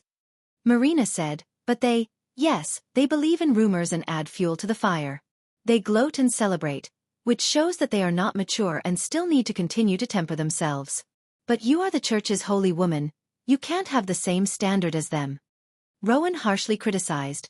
Moreover, the rumor is not spread by them. Then who could it be? No matter who it is, you don't need to care. Marina, your heart is in chaos. This is not what a holy woman should be like. Marina was silent for a long time. I'm sorry, my heart is indeed shaken. Go back and calm down. May the holy light be with you. Yes, Your Excellency. This half a month was an unprecedented torture. Marina suddenly seemed to have returned to a few years ago, when she and Bedivere completely broke off. It was also that kind of torment and pain. In fact, she didn't have much contact with Lu Li and Bai Shixian. In total, she only met them 5 times, and it was only about 2 days, so it was impossible for her to really accumulate deep feelings. Perhaps her anger came more from grievance and unwillingness. What did I do wrong? Why? Why must you so viciously suspect me and attack me? Why did people who have nothing to do with me, who have no grievance or enmity with me, join in the uproar? Why did even the Archbishop refuse to support me? What exactly is the problem here? Am I wrong, or is something else wrong? Mom, are you unhappy? Her daughter came to Marina's side with a worried look, which allowed the woman to finally stretch out her brows. It's nothing. Marina pitifully touched her daughter's head. I'm not unhappy. Oh, in 2 days, Sister Lu Li and the others will come. In 2 days? Marina looked up in a daze, and her heart somewhat ached. 2 days later, she would have to say goodbye to them. If there was no accident, those 2 clever and well-behaved girls would become an unforgettable memory in her long life. At the same time, far away in the Dragon City military camp area, the manipulator behind the scenes was carefully reading a freshly published newspaper. His expression gradually became excited. Everything is ready.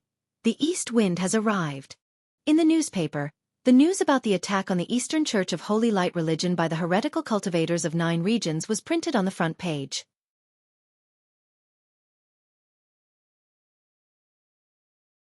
Chapter 307.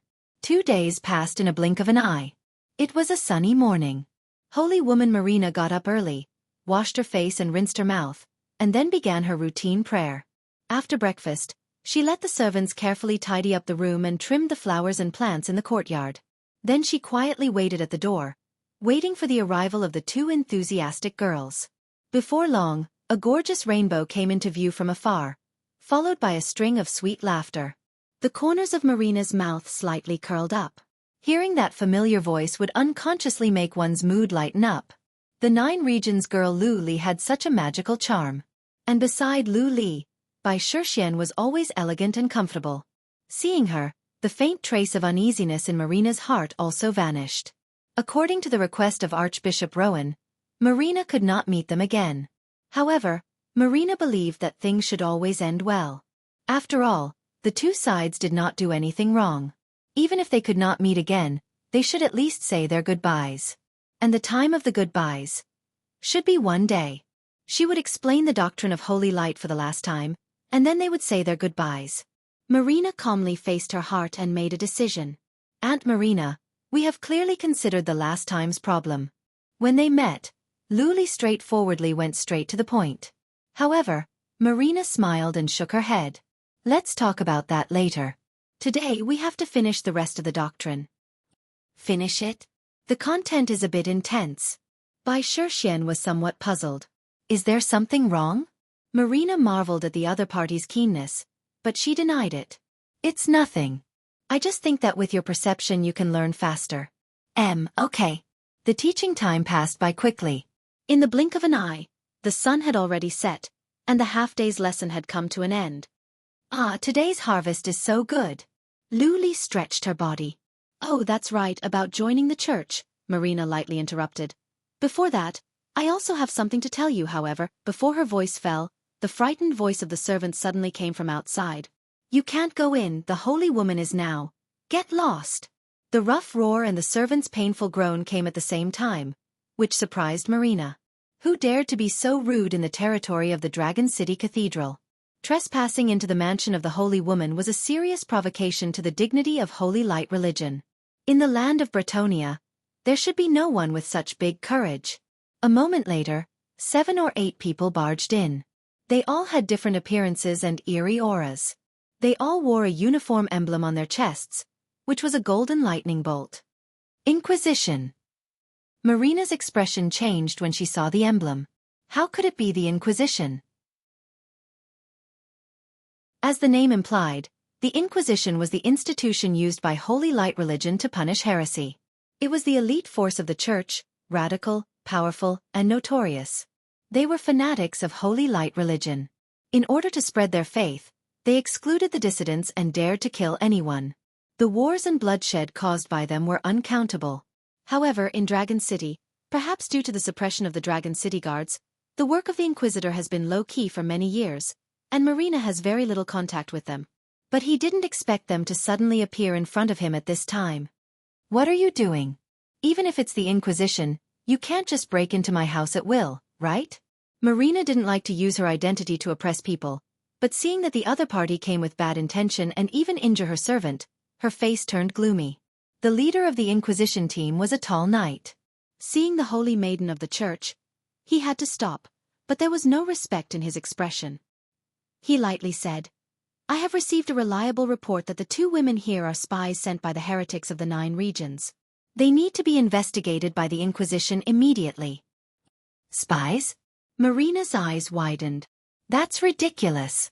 They are Dragon City guards who have passed the strict assessment. How could you say they are spies? The Inquisition knight somewhat impatiently said, This is the decision made by the Chief Inquisitor. If Madam Holy Woman has any objection, just talk to the Chief Inquisitor. Marina angrily said, Then let your Chief Inquisitor come and talk to me personally. You want to take away anyone from me? You guys are too lawless. Seeing that the Holy Woman was determined, the Inquisition knight's complexion turned gloomy.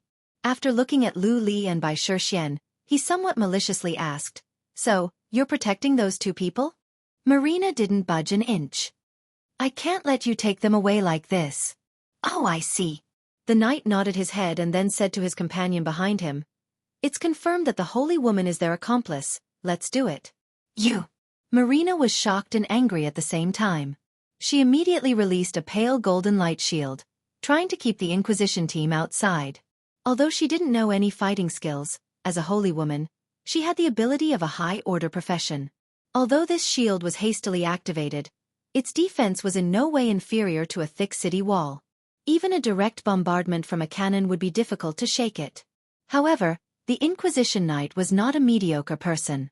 While speaking, he pulled out a blood-red sword with monstrous killing intent and slashed it at the shield, making it totter. At the same time, the rest of the Inquisition team also took action. Before they set off, they had anticipated that there might be a conflict with the Holy Woman. Therefore, everything was prepared in advance. A Heaven's Wrath priest released a golden lightning. This highly targeted spell instantly broke the shield. Marina felt that the holy light in her mind instantly boiled and burned, which stimulated her 7 orifices to overflow with blood, rendering her unable to move. Taking advantage of this opportunity, 2 quick-moving inquisitors quickly stepped forward and restrained Lu Li and Bai Shixian. They tied them up with a golden chain and then summoned out a steel cage to lock the 2 of them inside. You guys don't go too far. Marina reached out to wipe the blood from her face. The majestic power of holy light fell from the sky and poured into her body. The Inquisition Knight's complexion drastically changed. Holy light descent? You're risking your life, are you crazy? No matter how bad the Holy Woman was at fighting, she was, after all, a high-order profession. Thus, the power that she could erupt with was exceptionally amazing. Although the Inquisition team was good at fighting, they actually haven't crossed the threshold of high-order profession.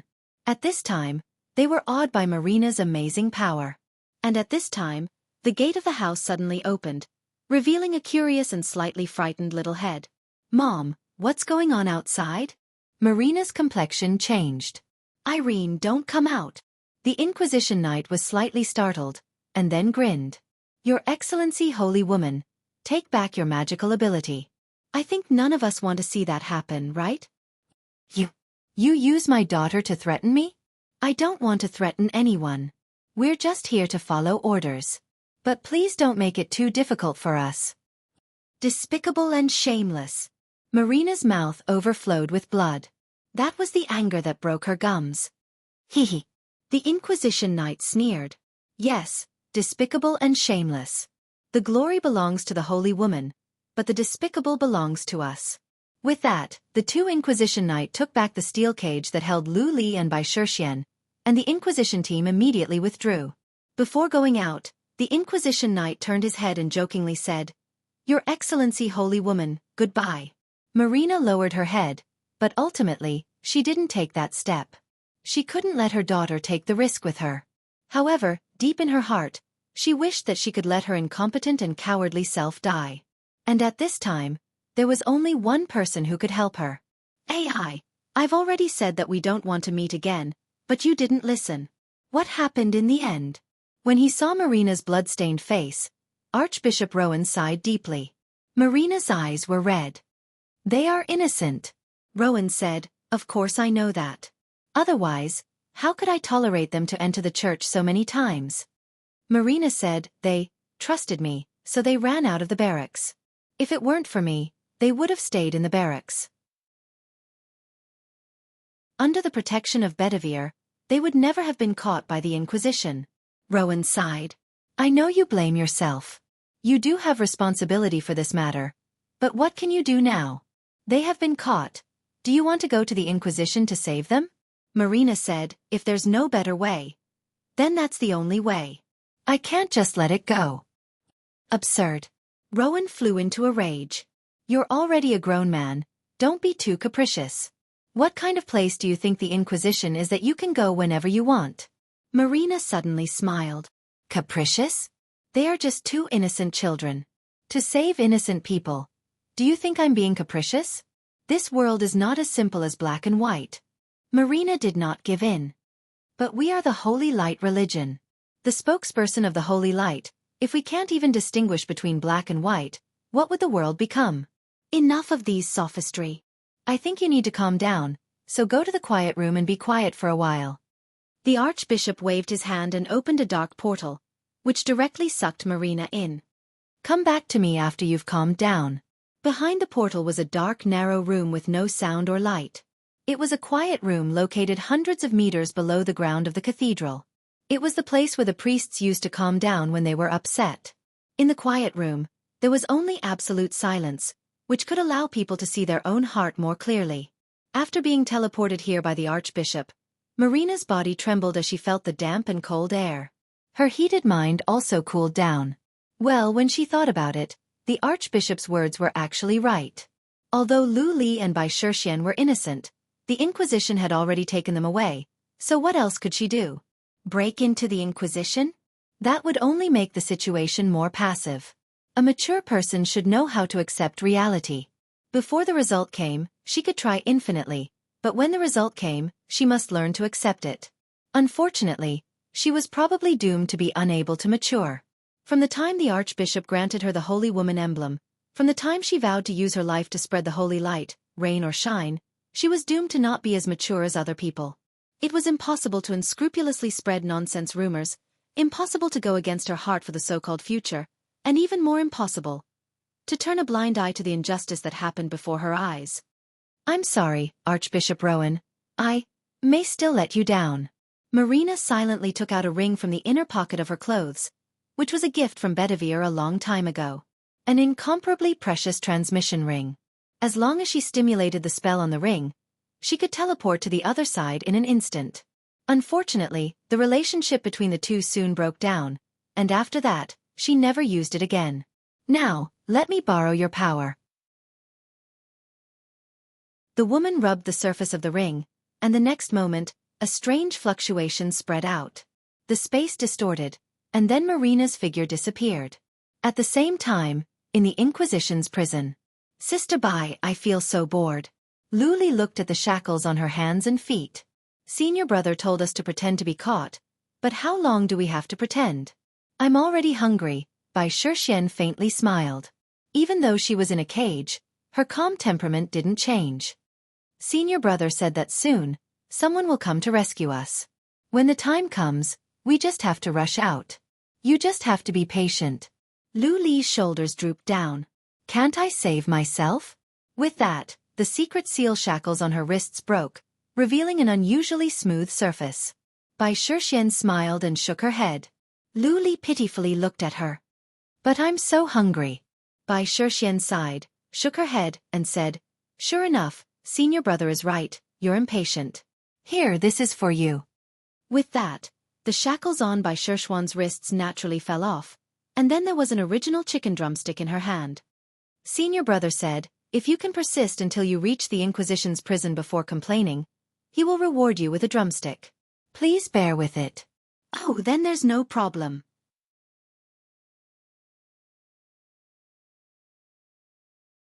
Chapter 308. When night fell, the area to the east of Dragon City was peaceful, forming a stark contrast with the bustling and noisy sleepless district at the center of the city. This area once belonged to the dozens of religious forces in Bretonia, but now it was basically monopolized by holy light religion. A faint holy light shrouded the holy area, expelling the night and bringing peace. Tap, tap. Between two rows of thick and heavy religious buildings, a woman's figure appeared extremely small. The woman walked lightly on the bright and clean milky white stone path. Every step she took made a firm sound, disturbing the peace of the night. The woman was tall and slender, and her plain holy robe could hardly conceal her voluptuous curves. Her wavy brown hair hung in front of her chest, and her bright red lips were particularly eye-catching under the night sky. The faint holy light on both sides of the path gathered together as the woman walked, as if she was born with an affinity. The woman seemed to be draped in a layer of platinum gauze, revealing a pure and holy temperament. She went straight to the corner of the cathedral, in front of a gray-black fortress. It was one of the few places in the entire cathedral that was not shrouded by the holy light. It was also one of the most prestigious institutions of the holy light religion, the Inquisition for heresy. In fact, most of the powerful religions in the Western continent have similar arbitration organizations, but none of them could be as notorious as the Inquisition of heresy.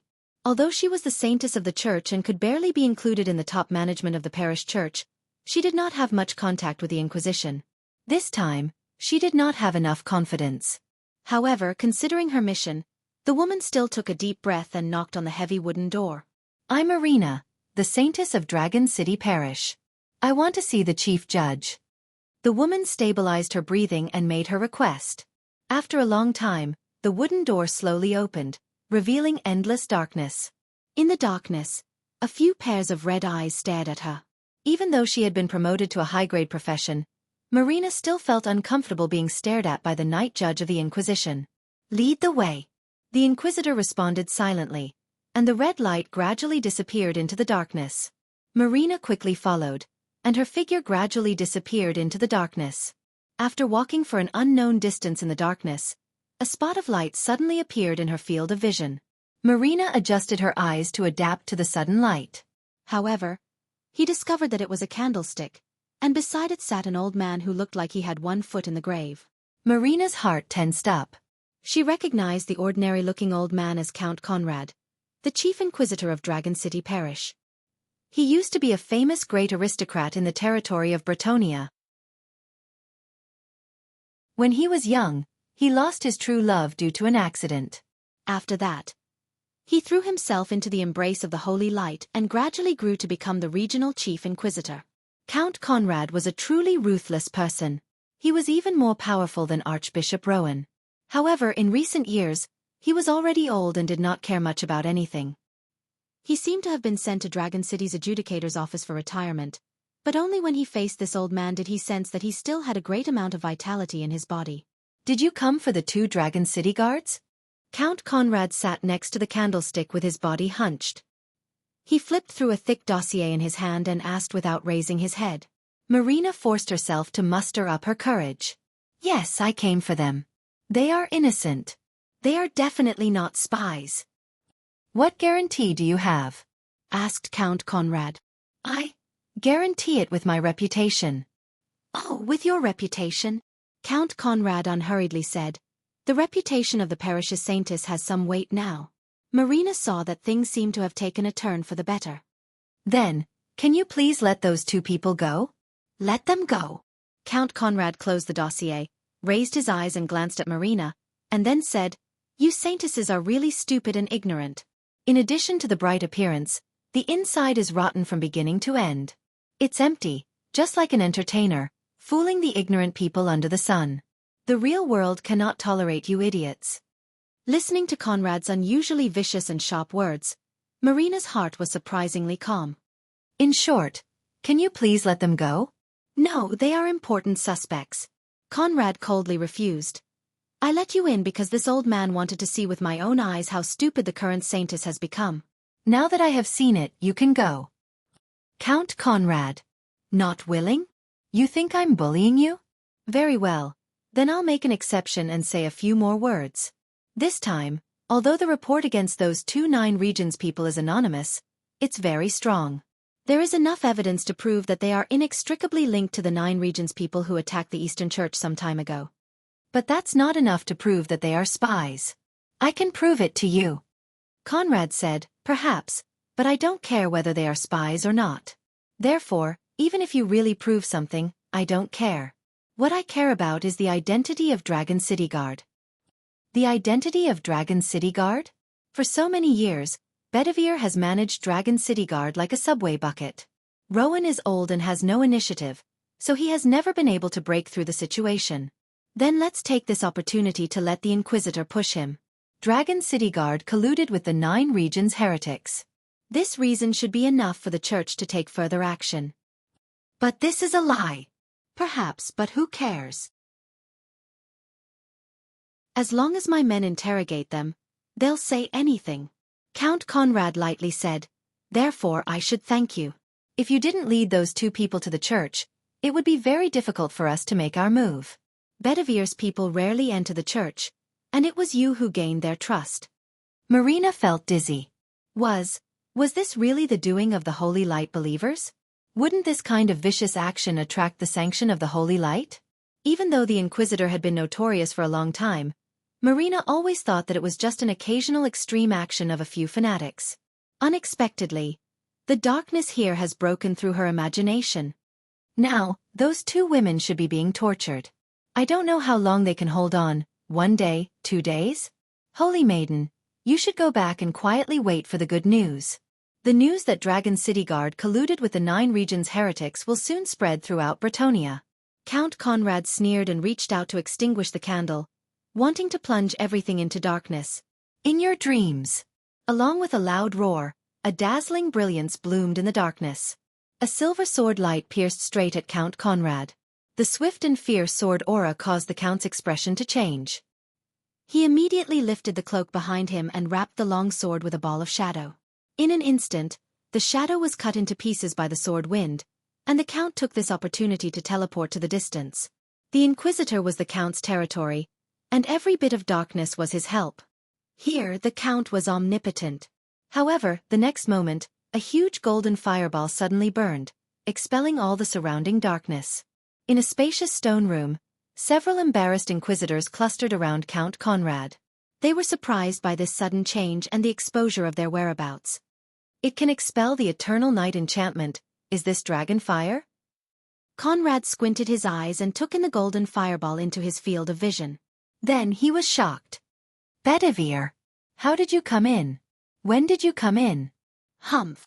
Bedivere shook his head, angrily snorted, and then quietly threw an abandoned ring wreckage into the dragon fire, making it burn even more fiercely. You dare to make a move on my people, yet you didn't think that I would come? Dragon City is my territory. In here, there is no place that I can't enter. As for when. While speaking, Bedivere's eyes turned to Marina. When you thank her for her assistance. Marina's whole body was cold, as if she had fallen into an ice cave. Bedivere, you misunderstood. Over the years, I have indeed misunderstood a lot. Bedivere coldly retracted his eyes and no longer paid attention to Marina. Conrad grinned. What an unexpected appearance. Unfortunately, you're brave but not astute. Since you've come today, don't be in a hurry to leave. While laughing, the Chief Inquisitor turned into a thick shadow. The eternal night enchantment that was expelled by the dragon fire also quickly recovered, swallowing the surrounding area into darkness. As the Chief Inquisitor, even though Conrad was old, he still had the strength of an intermediate high-order warrior. Admittedly, he was inferior to Bedivere, but in this Inquisition, there was a dragon trap array that targeted the Dragon Clan's bloodline. Once it was launched, the Dragon Clan's power would be suppressed to the lowest point. At that time, he had full confidence that he could behead the illustrious Dragon City Master. Ridiculous bug. With that, Bedivere suddenly threw away the dragon fire in his right hand and pulled out the long sword from his waist. Rows of mysterious inscriptions suddenly appeared on the heavy sword. Former king, grant me victory. Along with his firm prayer, the inscriptions on the sword body lit up the surrounding area as if it was daytime. Bedivere's imposing manner multiplied. It was a brand new power that was completely different from the Dragon Clan's bloodline. At the same time, Count Conrad was horrified. This is the power of the Night King, and you still have it. The next moment, the silver sword light, as if it was splitting the sky and the earth, swept out in all directions with endless power. When the sword wind stopped, starlight sprinkled down. This indestructible Inquisition that was blessed by the holy light and sheltered by the shadow was torn into pieces by Bedivere's sword, leaving only broken tiles and debris. In the ruins, the groans of the injured Inquisitors rose one after another. And in front of Bedivere, Count Conrad fell to the ground with a horrified expression. Just now, the sword wind brushed past his neck, which almost took his life. Bedivere somewhat wearily retrieved his sword. His eyes swept around and then he saw 2 familiar figures. Lu Li's beautiful eyes widened as she incredulously looked around. The girl was holding a chicken leg in her hand. Her cheeks were bulging as she chewed it with difficulty. Hot sun ninja nest, huh? Just now, she clearly felt a swift and fierce sword wind, but it cleverly avoided her and Little White. Then, the brick wall collapsed, and everything around them was shattered. However, she and Little White were safe and sound. Bai Shixian was also surprised. Is this the reinforcement that senior brother mentioned? Are we going to rush out now? Bedivere looked at the 2 people and scolded. Why are you 2 in a daze? Quickly run. With that, he took a step forward and grabbed the 2 girls in his hand.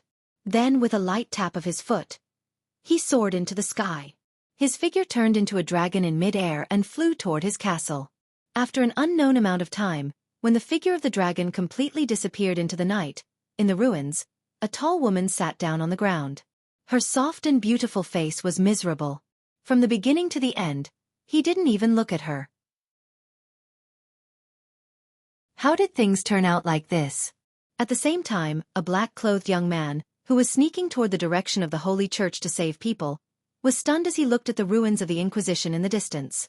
Is that foodie Luli so hungry that she even ate the bricks as calcium tablets?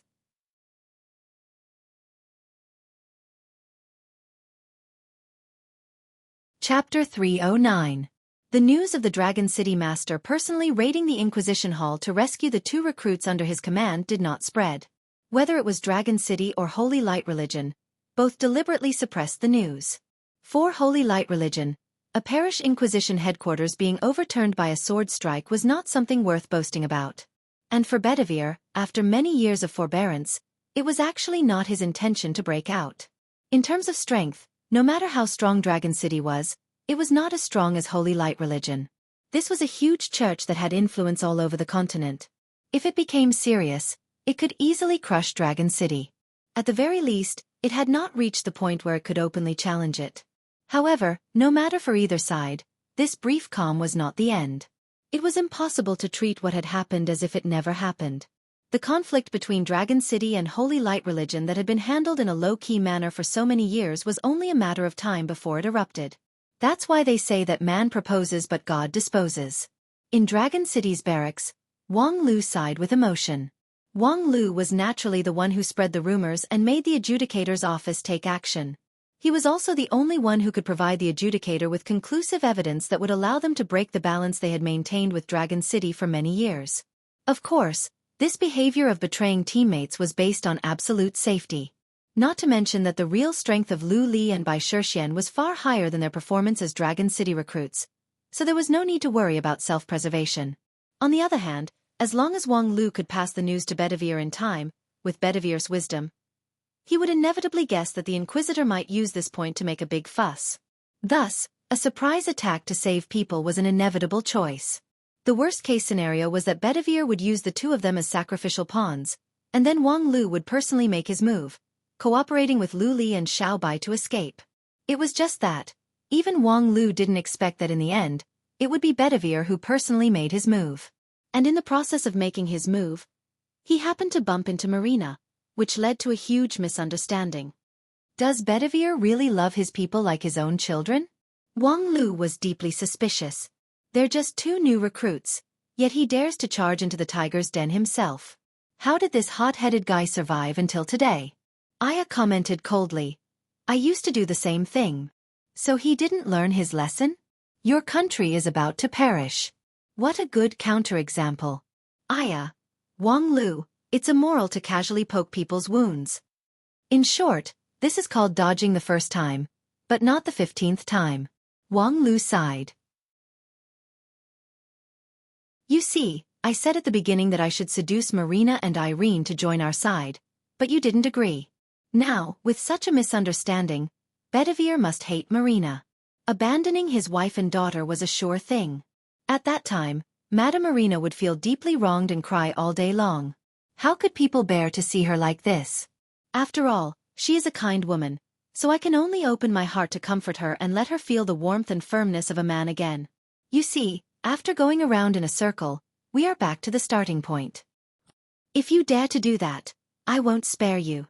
Aya threatened lightly. Their relationship as husband and wife is not that fragile. Wang Lu shrugged and said, all right, but in any case, I guess Marina's faith in the church should be fragmented, right? After seeing the true face of an interest organization, most of the idealists would not be able to withstand the reality. In this regard, Aya also agreed. Now she should deeply begin to doubt the nature of the church. I hope the next development can be smooth. Wang Lu said, rest assured, as the church's holy woman, she has no way to go after breaking off with the church. As long as Bedivere is willing to accept her, would she refuse? And as long as she brings her daughter to our side, we have no worries at all.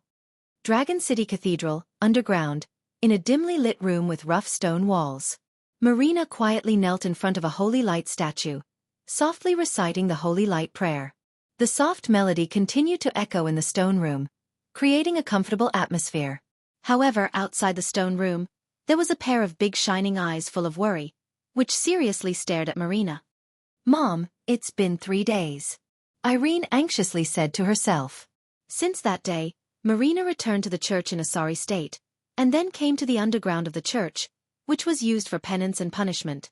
Every prayer in the stone room would bring great pain to the spirit. For a weak-willed priest, after praying for a while, they would not be able to bear the pain and would either stop praying or simply faint. However, Marina persisted for 3 days and 3 nights. Her white robe had long been soaked with sweat, and her plump skin now showed a dry color. Her 2 dry lips were still rhythmically moving, but her breath of life was getting weaker and weaker. This was the repentance of burning her life. "Mom, it's enough," Irene said with a sobbing tone from outside the room. The little girl tried to move forward, but was resisted by an invisible force. Who will save Mom?" While speaking, Irene suddenly heard an old sigh, and then the restriction on the stone room's door was suddenly broken, and an old figure walked in. "Marina, it's enough." Archbishop Rowan's voice interrupted Marina's prayer. The woman opened her eyes and wanted to get up, but she couldn't help but sway. The old man stretched out his hand and placed it on the top of Marina's head. A gentle holy light enveloped her, quickly restoring her vitality and physical strength. Marina was not pretentious. After nodding her thanks, she stood up and said, "In these 3 days, I have been repenting and thinking." Rowan said, "Tell me, I'm listening." "Your Excellency, I want to ask you, in this matter, did I really do anything wrong?" The Archbishop looked at Marina with a complicated gaze and did not speak. Marina said, "For the past 3 days, I've been using the holy light to interrogate myself. What I've done has violated the will of the holy light and the teachings of the Church. But I haven't found the answer.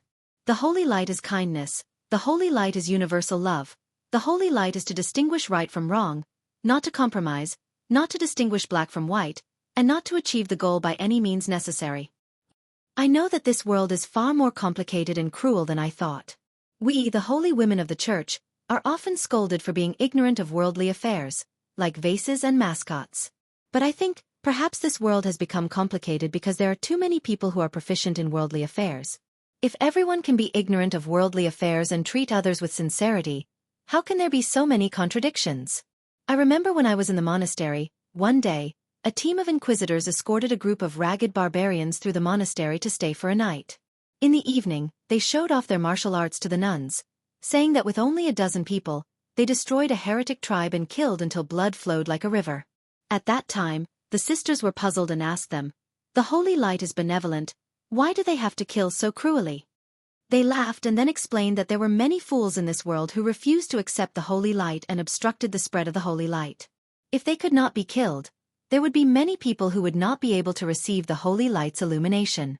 In order to spread the holy light, moderate force is necessary. Now that I think about it, that's not right, right? Is the purpose of the holy light to spread itself? Can it do anything for the sake of the goal? Sometimes I even think, if there is only faith in the holy light in this world, and no church, would it be a little better? Marina said while looking at Archbishop Rowan in a daze. Her heart was restless. These were her heartfelt words, but they were also rebellious words. With these words alone, Rowan had enough reason to abolish her status as a holy woman. However, Rowan did not do so, but also confided in her. "Your doubts, in fact, I have also had them. These questions have troubled me for decades. Until the end of my life, I barely found the answer." There is an insurmountable gap between faith and reality. We expect the world to be like the sea of holy light, with endless happiness, without the slightest bit of darkness. However, the reality is not like this. There are too many problems that need to be solved, which is not something that can be achieved by faith alone. The holy light may be omnipotent, but we are just ordinary mortals, and can only solve problems with mortal means. But those means go against the will of the holy light? The will of the holy light was superior, ideal, and perfect. However, reality was incomplete, which was why there were so many differences between the will of holy light and the will of the holy light. Fish in the water are born to swim, but we humans need a long time to learn and train, during which we are bound to make a lot of mistakes. Therefore, all of our efforts are for the sake of making this world perfect one day, and this process will inevitably be accompanied by contradictions and pain. We cannot be discouraged because of temporary setbacks, but we must firmly believe that tomorrow will be better than today, and then redouble our spirits to fight for a better future. Marina did not know what to say. Rowan's words, in fact, were obviously in conflict with the doctrine, but after listening to his words, the haze in her heart was dispelled a lot. Thank you, Your Excellency. May the holy light be with you. Man proposes, but God disposes. Dragon City Archbishop Rowan, in any intelligence information, was a serious and rigid person who lacked change. He abided by the dogma all his life, and was equally strict with others and himself. So, no one expected that when Marina's faith in the church was on the verge of collapse, an archbishop would come forward and save Marina's faith. However, man proposes, but God disposes. Just as the Archbishop Rowan felt a little relieved, feeling that the storm had passed, a new storm began to brew in a distant place. It was a sea, a boundless platinum holy sea. The sea contained all the beauty and happiness of the world, the ultimate yearning of countless people. However, in the midst of the light, a dragon appeared. It was a giant dragon that was pitch black all over. Its body was abnormally huge, and when it spread its wings, it was like a dark cloud that covered the sky. Every scale on its body was like a city in the mortal world. Just looking at its figure would make people tremble in fear. Even compared to the incomparably vast holy sea, the giant dragon was not inferior. The black dragon flapped its wings, floating on the holy sea, and then, it opened its mouth and took a deep breath. Suddenly, the sea boiled, and the platinum energy crazily poured into the mouth of the black dragon, forming a huge whirlpool. The holy sea rapidly shrank, but the black dragon's appetite would never be satisfied. Moreover, as it continued to devour, it became bigger and bigger. Before long, the holy sea was sucked dry by the black dragon, and suddenly, the whole world fell into darkness. At the same time, in the holy city of Holy Light Religion, an old man in a golden red robe suddenly opened his eyes. Beads of cold sweat slid down from his forehead and covered his cheeks. Beside the old man, a slightly dull voice asked, "Holy One, what did you see?" The golden red robe Holy One was silent for a long time, and then said, "The World Annihilation Dragon is one step closer." World Annihilation Dragon? The person who asked the question seemed extremely confused. Holy One, your World Annihilation Dragon dreamland has lasted for more than 200 years. After 200 years, the once flourishing Breton dragon clan is no longer a threat. The only hidden danger that suddenly appeared was locked in the king's treasure house by me some time ago. The threat from the dragon should have been eradicated. Could it be that there are other dragon clan bloodlines in the continent? I can't figure out the mystery of it, but according to what I saw in my dream, the life and death enemy of my holy light religion must be the Breton dragon clan. After the Purification War, I haven't had a dream for a long time, but now that the World Annihilation Dragon has reappeared, it must mean a crisis. However, there are only two dragon clan remnants that can be called a threat. One is in Dragon City, which has lost its spirit, so there's no need to worry about it. The other one seems to have appeared out of nowhere, but has been trapped in the king's treasure house by me, with no possibility of escape. King's treasure house, are you sure it's foolproof? How could there be any mistake in the Golden King's inheritance? If you don't trust me, I'll take you to see it. Speaking of which, after so long, those several absurd heretical bastards should calm down a bit. While speaking, the scene changed. The Holy One's bedroom suddenly turned into a vast and desolate space, which was an independent space on the 5th floor of the Golden King's treasure house. However, as soon as the golden red robe Holy One came in, she heard a series of jaw-dropping sounds. "Ah, faster, don't stop. It's going to be born." "Yes, junior sister. I can't believe that with this self-created 6 directions rapid birth method, it's actually possible to give birth in 3 months. In this way, it won't be long before we can go out." Senior brother, let's do it again." Boom! The space in front of them suddenly shattered. The golden red robe Holy One directly broke through the space and returned to her bedroom. "This is what you want to show me? What the hell, Holy One? Please don't misunderstand. I also didn't expect this." While speaking, the manager of the king's treasure house almost went crazy. Chapter 3:10. The shocking scene in the king's treasure house, even after a long time had passed, was still stimulating the saint's nerves. On the other side, the manager of the king's treasure vault also felt helpless. This time, it's my mistake. But Holy One, you've also seen it. All day long, they carry out obscenities, at least they won't run out to threaten Holy Light religion. The saint was still angry. Are you sure they can't get out? Don't forget, there's still a ghost lingering in the treasury. Don't worry. Even if he was once invincible, he's just a remnant soul now. I am the manager of the treasury. Since we can get rid of this factor, we should hurry up and get rid of the remnants of Dragon City.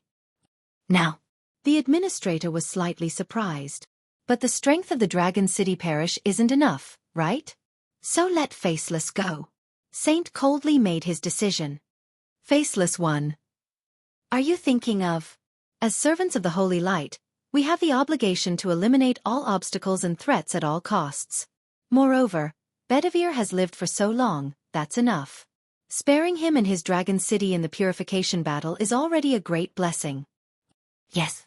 By the way, there are rumors that the Eastern city-states have officially formed an alliance with the Eastern heretics. Alliance? It was just the wishful thinking of a few people. Using a few nails and killing a few people, the alliance would collapse on its own. Allying with foreigners won't end well. Yes. The conversation between the two continued. Under the holy light, darkness was eternal. Under the unremitting efforts of the Archbishop of Dragon City Parish, Rowan, the matter of Bedivere's raid on the Inquisitor gradually faded away.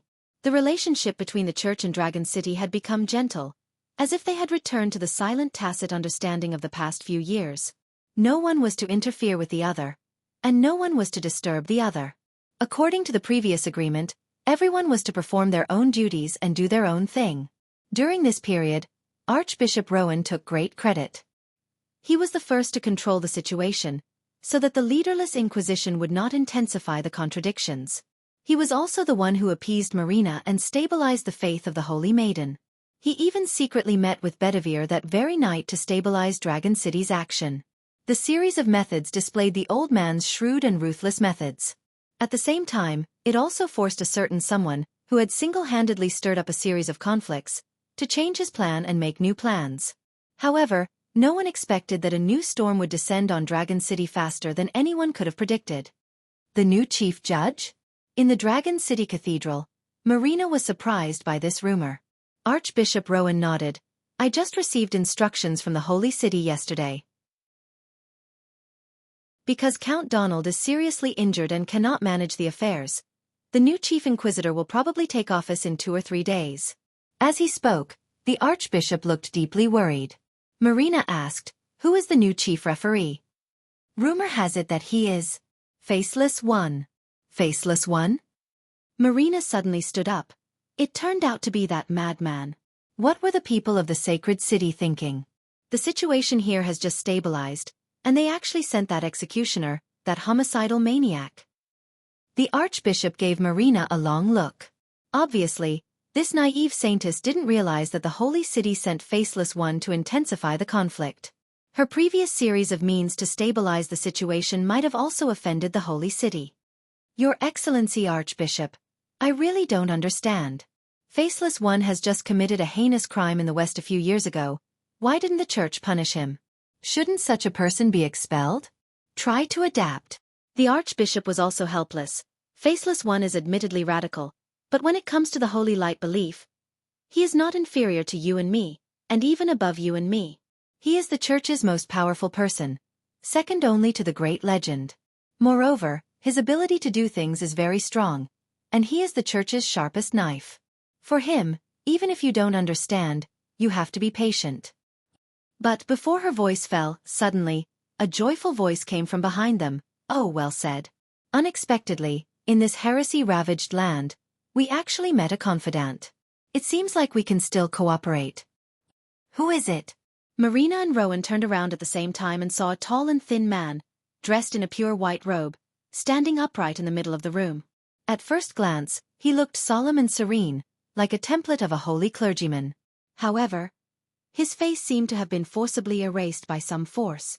There were no facial features, only pure white. Faceless One? Rowan was horrified and subconsciously took 2 steps back. When did you do that? Faceless One's figure flashed and appeared behind Rowan. He stretched out his white-gloved hand and put it on Rowan's shoulder, and then made a seemingly intimate gesture. When I was in the Holy City, I heard people talking about you. They said that you're the biggest good-for-nothing among the more than 30 Holy Light religion diocesan bishops, and that you've lived your life like a dog. Now it seems that although you're good for nothing, you're also tactful. Rowan's face turned red, and his withered hands clenched tightly, but he resisted the urge to speak. However, Marina, who has always regarded Rowan as a father, could not help but speak. Sir Faceless One, you're too rude. Courtesy? Faceless One said, the will of the Holy Light is the greatest courtesy, and I am here on the will of the Holy Light. With that, Faceless One turned his head. His pale and flat face seemed to shoot out a frightening gaze. Oh, you're the holy woman of this diocese, Marina? I've heard about you in the Holy City. People say that you're a filthy whore. Now that I've met you, I find that they're right. Filthy. Marina couldn't believe her ears. Not convinced? When you gave birth to that heresy Bedivere bastard, every corner of your body, from the inside to the outside, has been rotten. What's even more ridiculous is that I heard that not only you didn't kill that little bastard, you actually raised her until today. With that, Faceless One suddenly clapped his hands. That's right, since you mentioned it. Where is that little bastard? This time, I'll just clean her up. You're courting death. Marina's anger could no longer be contained. If the other party was targeting her or even Rowan, she could force herself to shut up. However, her daughter, Irene, was undoubtedly her reverse scale. Although the holy woman was not good at fighting, she was, after all, a high-order profession. The violent holy light turned into a raging flame and recklessly broke out. In a twinkling of an eye, it was like a scorching sun, wanting to plunge herself and the entire dragon city into a sea of fire. Humph. In this regard, Faceless One just stretched out his hand. The flame was suddenly bound by an invisible force and then pressed back into Marina's body, unable to leak even the slightest bit. Marina's tender body trembled. Her internal organs were burned by this powerful shock, and she vomited blood on the spot. Ah, you actually dare to attack the messenger of the Holy Light. Sure enough, you're 100% heresy whore. Wumian's easily suppressed Marina's outburst. It seems like it's really necessary to cut the weeds and eliminate the roots. Let me see where that little bastard is. Marina tremblingly shouted, if you have any means, come at me, don't hurt the child. Rowan also advised, Sir Faceless One, Marina was just impulsive. Please don't be magnanimous. She is a firm believer. Initially, because she was young and inexperienced, she was seduced by the Dragon City Master and accidentally made a mistake. Now, she wholeheartedly yearns for the Holy Light, and has long had nothing to do with heresy. But, when people make a mistake they have to pay the price. Faceless One raised his hand with interest and turned his pale face to Rowan, seemingly waiting for him to continue. Rowan looked at the seriously injured and weary Marina, gritting his teeth and said, moreover, Marina is, after all, the parish's holy woman. Her prestige here is very high. If you kill her at will, it would be very detrimental to the local preaching. Faceless One said, are you threatening me? Absolutely not. I'm just stating the facts. Upon hearing this, Faceless One nodded. What you said is very reasonable. It's indeed not good to casually kill a prestigious holy woman. Moreover, the real enemy of Holy Light religion is Breton Dragon Clan, so I don't need to waste my energy on a small fry. With that, Faceless One retracted his right hand that was suppressing Marina. Marina felt that her whole body was relaxed. The pressure has been lifted, but she couldn't use even the slightest bit of strength, which was very uncomfortable. In Rowan's heart, a boulder fell to the ground. It seemed like this Faceless One just wanted to give them a show of strength. As the new Chief Inquisitor, he quickly established absolute prestige in this place. Sure enough, he was worthy to be the church's sharpest knife. His style of conduct was too radical. Fortunately, the most difficult hurdle should be over. However, just as Rowan relaxed, he suddenly heard Faceless One say something. The death penalty can be avoided, but the punishment cannot be avoided. With that, his right hand's 5 fingers clenched and then released. With a tearing sound, Marina's holy robe was unexpectedly split into 2 by an invisible force, revealing the soft and plump naked body under the holy robe. Marina was ashamed and angry, but she was powerless to struggle. She reluctantly reached out to cover her private place, which made her posture extremely embarrassing. You said that you have nothing to do with Bedivere, but if I do it with you here, would Bedivere have no reaction? I doubt it. Rowan angrily said, Sir Faceless One, what are you doing? Can't you see it? I'm going to rape this woman, and then lure Bedivere out and let him walk into the trap. I heard that because 2 of his recruits were arrested, he dared to raid the Inquisitor's office. Since his woman is being raped, there's no reason for him not to help. Then I'll wait for him to come. With that, his figure flashed and appeared in front of Marina. His tall and slender body pressed down, shrouding Marina like a dark cloud. Stay away from me, you devil. Devil? Wrong. I'm the Chief Inquisitor of this parish, the embodiment of the will of holy light. Faceless One still had that cold tone. While saying that, he undeniably reached out to pry open Marina's closed legs, and a shadow slowly came out from his white robe. Archbishop Rowan finally could not hold back. Such brutality is definitely not the will of holy light. His platinum scepter was pointed forward, and an irresistible dividing force bloomed between Faceless One and Marina. In the legend of holy light religion, this was the supreme divine technique that the prophet once used to divide the sea. Now, Rowan used a simplified version of it, but its power still could not be underestimated. If it hit a person, it could even directly tear an intermediate high-order profession. However, in response to this, Faceless One just stretched out his left hand and made a grasping motion in the air, and Rowan's scepter was smashed to pieces. His chest seemed to have been smashed by a giant hammer, caved in and spurted out blood. Holy light really didn't let me do that. Faceless One nodded. But it didn't say anything against it. With that, his figure moved forward, and the shadow was about to run through Marina. The woman was humiliated and turned her head away, powerless to resist what was happening in front of her. However, at this time, knock, knock, knock. A sudden knock on the door disrupted everyone's rhythm. Hello, I'm the water station's water delivery. Is anyone there?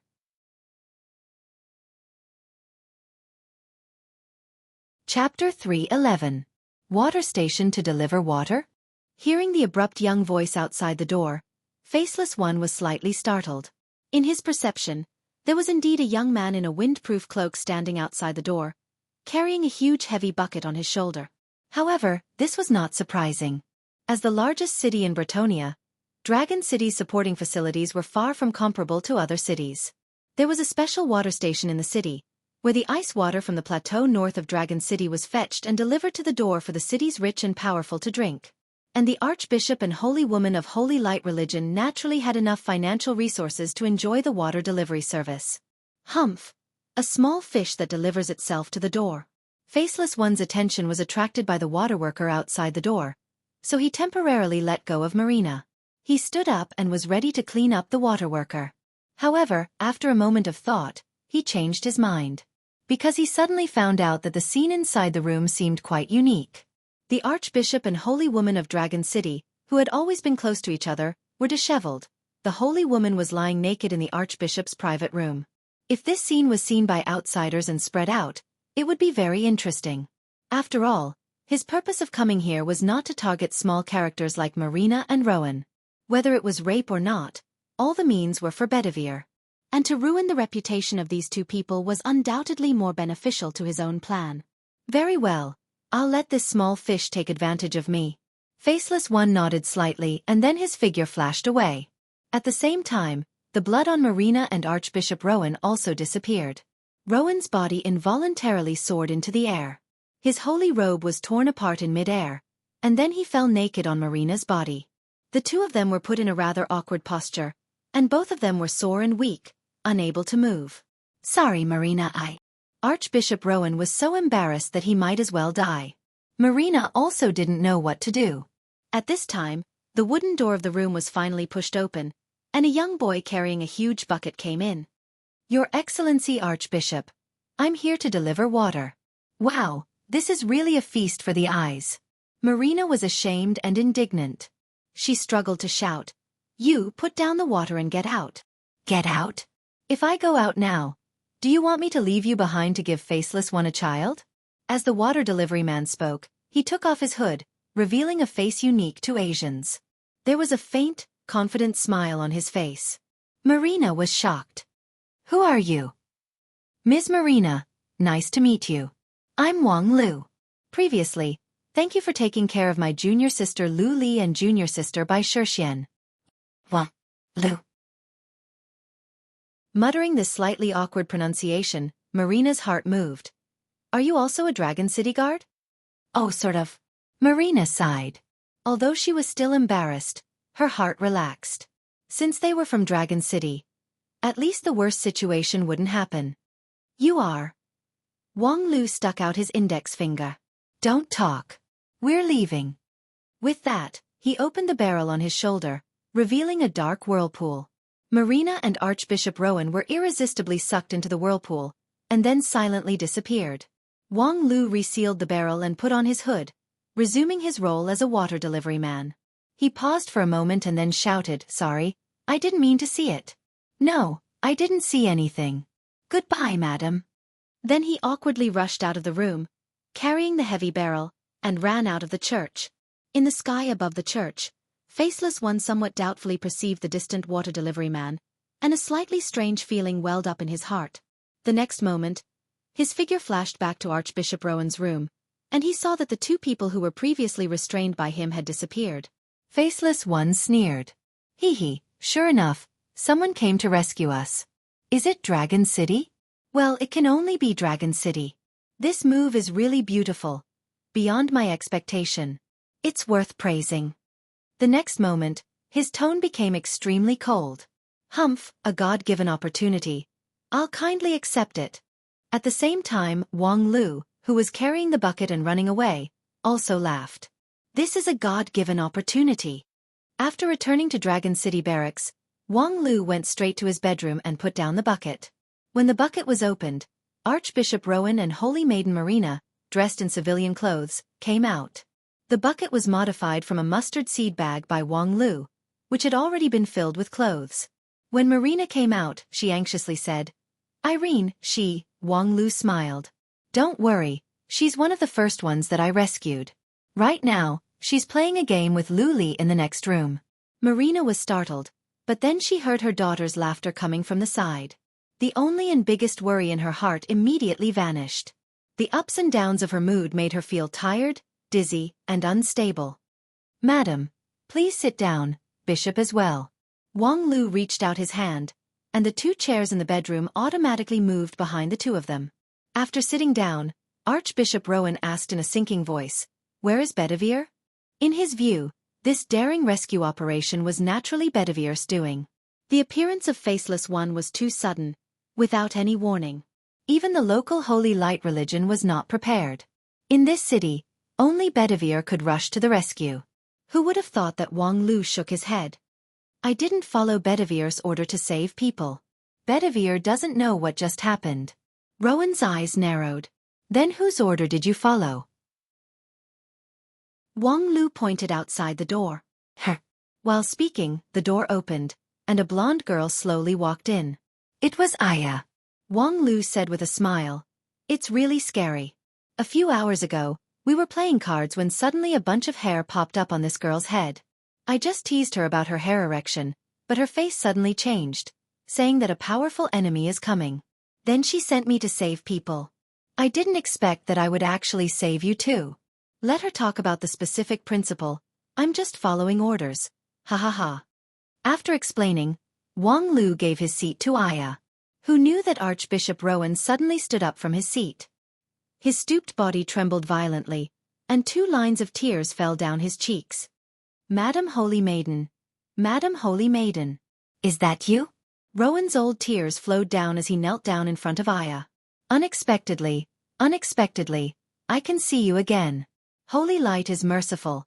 Holy Light is merciful." Aya was surprised. You. I'm not a holy maiden." Rowan insisted. "I will never mistake you. Madam Jean. You are Madam Jean." While crying, he knelt in front of Aya and refused to get up. Aya blankly looked at Wang Lu. Wang Lu thought for a moment, and then reached out his hand in front of his neck, indicating to kill this old fool.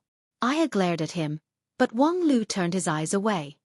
Excuse me, what is this? Aya had to turn to Marina for help, and Marina also looked at Aya in surprise. Sure enough, it's the same. It's exactly the same. Marina exclaimed, and then explained in a low voice. 80 years ago, in the western part of the continent, there was a girl who led people to rebel against a fallen bishop. The bishop colluded with the devil and had monstrous power, but that girl crushed all the fallen with her divine power. However, in the end, because the church's high level was deceived by the bishop, they sent a legendary level powerhouse to kill her. Later, the truth came to light, and the church regretted it too late. Although she was posthumously awarded the title of Supreme Holy Maiden, unfortunately, the dead cannot be resurrected. Her portrait has been circulated among the church's high level, and it's exactly the same as you. And Archbishop Rowan was once a person of the holy light that she saved. Aya could not help but laugh. 80 years ago, she was already in 9 regions. The great achievement of leading people to rebel against the fallen bishop certainly did not belong to her. However, a girl with the same figure and appearance as her? Sure enough, the world is full of strange things. However, now is not the time to care about the past. Faceless One is a very terrible opponent. Aya went straight to the point. This time, since he came forward, we must unite and go all out. Yes, everything is in accordance with your will. As soon as Aya's voice fell, Archbishop Rowan decisively expressed his position. Aya laughed in spite of herself and was about to argue that she was not that Joan of Arc, but Rowan rushed to say, "Perhaps you don't remember the past, but I once swore to you that I will serve you like I serve the Holy Light. As long as it is your will, I will unconditionally execute it, at all costs." Aya opened her mouth and wanted to say something, but in her mind came Wang Lu's persuasive voice. Isn't that good? It's better to have a bishop's brain-dead fan than to have a disloyal old fox. Aya was silent. In the current situation, they must unite all the forces that could be united, because the opponent was Faceless One. When Aya was still the Night King, she once fought against him. At that time, her strength was far superior to her opponent. The symbol of the royal power, the Caliban, could split the sky and the earth, collapse the mountains and break the rivers. Even a legendary level powerhouse would find it difficult to face it head-on. And at that time, Faceless One had not even crossed the threshold of high order. However, it was still a bitter battle. The opponent was treacherous, unpredictable, unscrupulous, and inhumane. He could humiliate and kill children less than 10 years old to provoke the opponent and make him fall into a trap. He could also transform into a woman and assassinate the opponent in the midst of sexual intercourse. In short, it was difficult to convert the advantage of frontal power into victory. In the end, with the help of many companions, Aya forced him into a dead end and dismembered him with the Caliban. However, after more than 100 years, Faceless One was still alive, and his strength was even stronger than before. So what? Listening to Aya's concerns through primordial spirit, Wang Lu disapproved. Last time, you didn't have me by your side.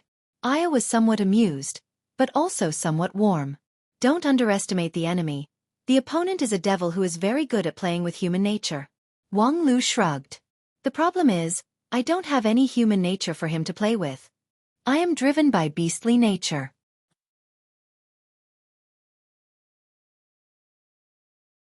Chapter 3:12.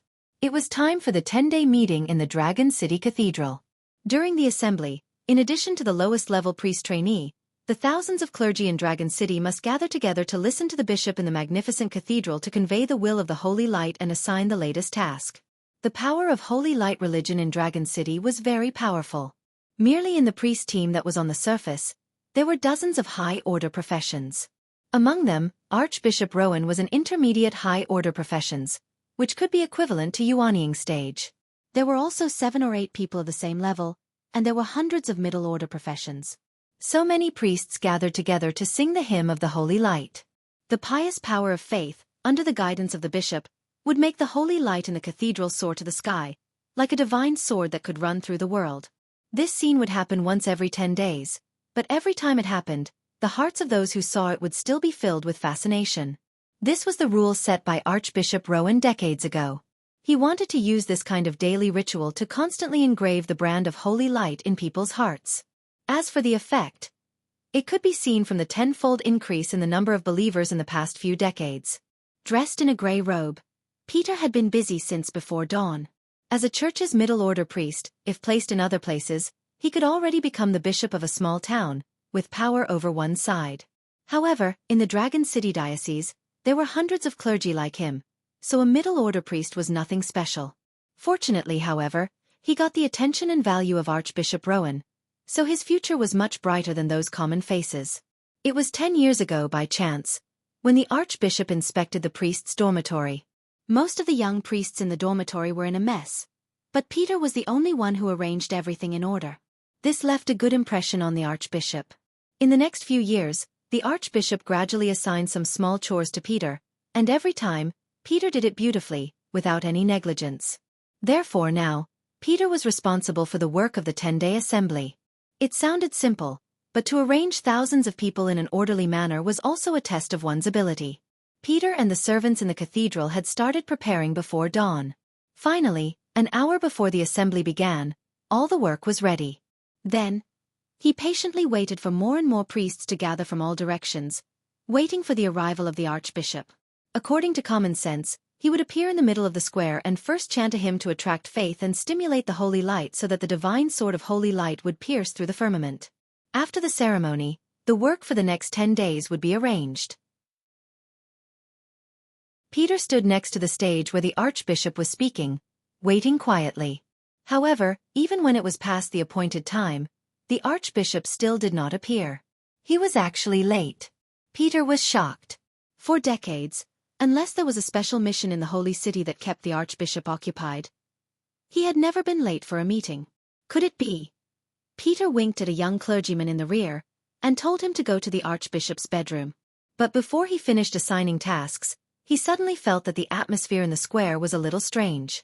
Turning his head, Peter was surprised to find that there was another person on the high platform where the archbishop used to stand. It was a tall and thin man dressed in a pure and holy white robe.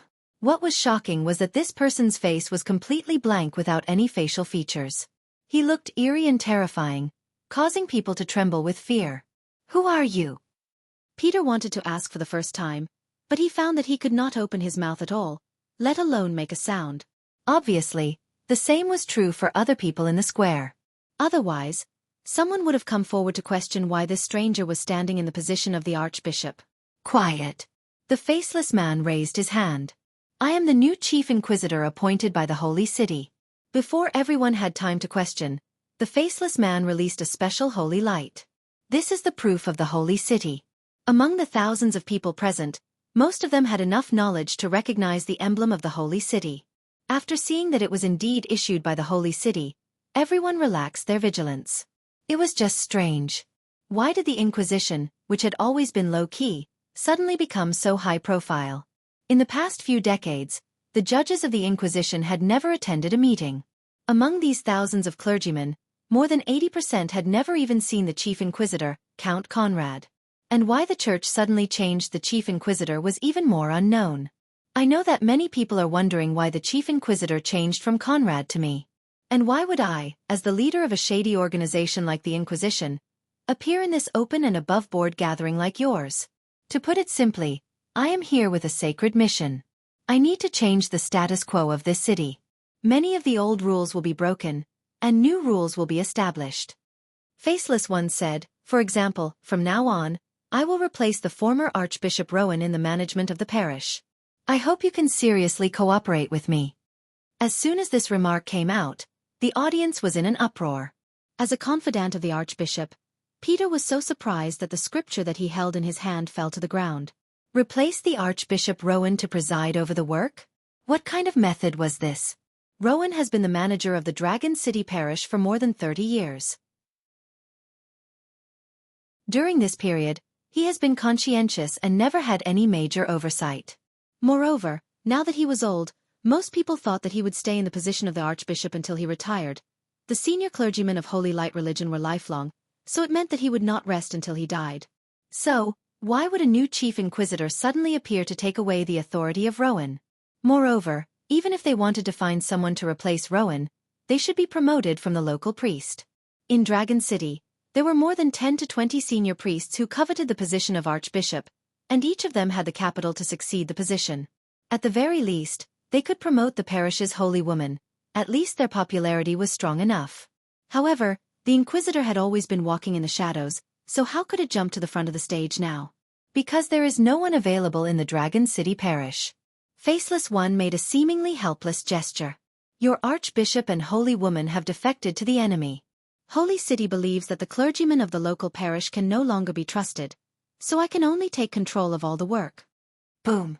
Like a sudden clap of thunder, Peter felt that he was in a daze and his heart was beating wildly. The Archbishop and Holy Woman defected to the enemy? How could this be possible? There must be a mistake somewhere.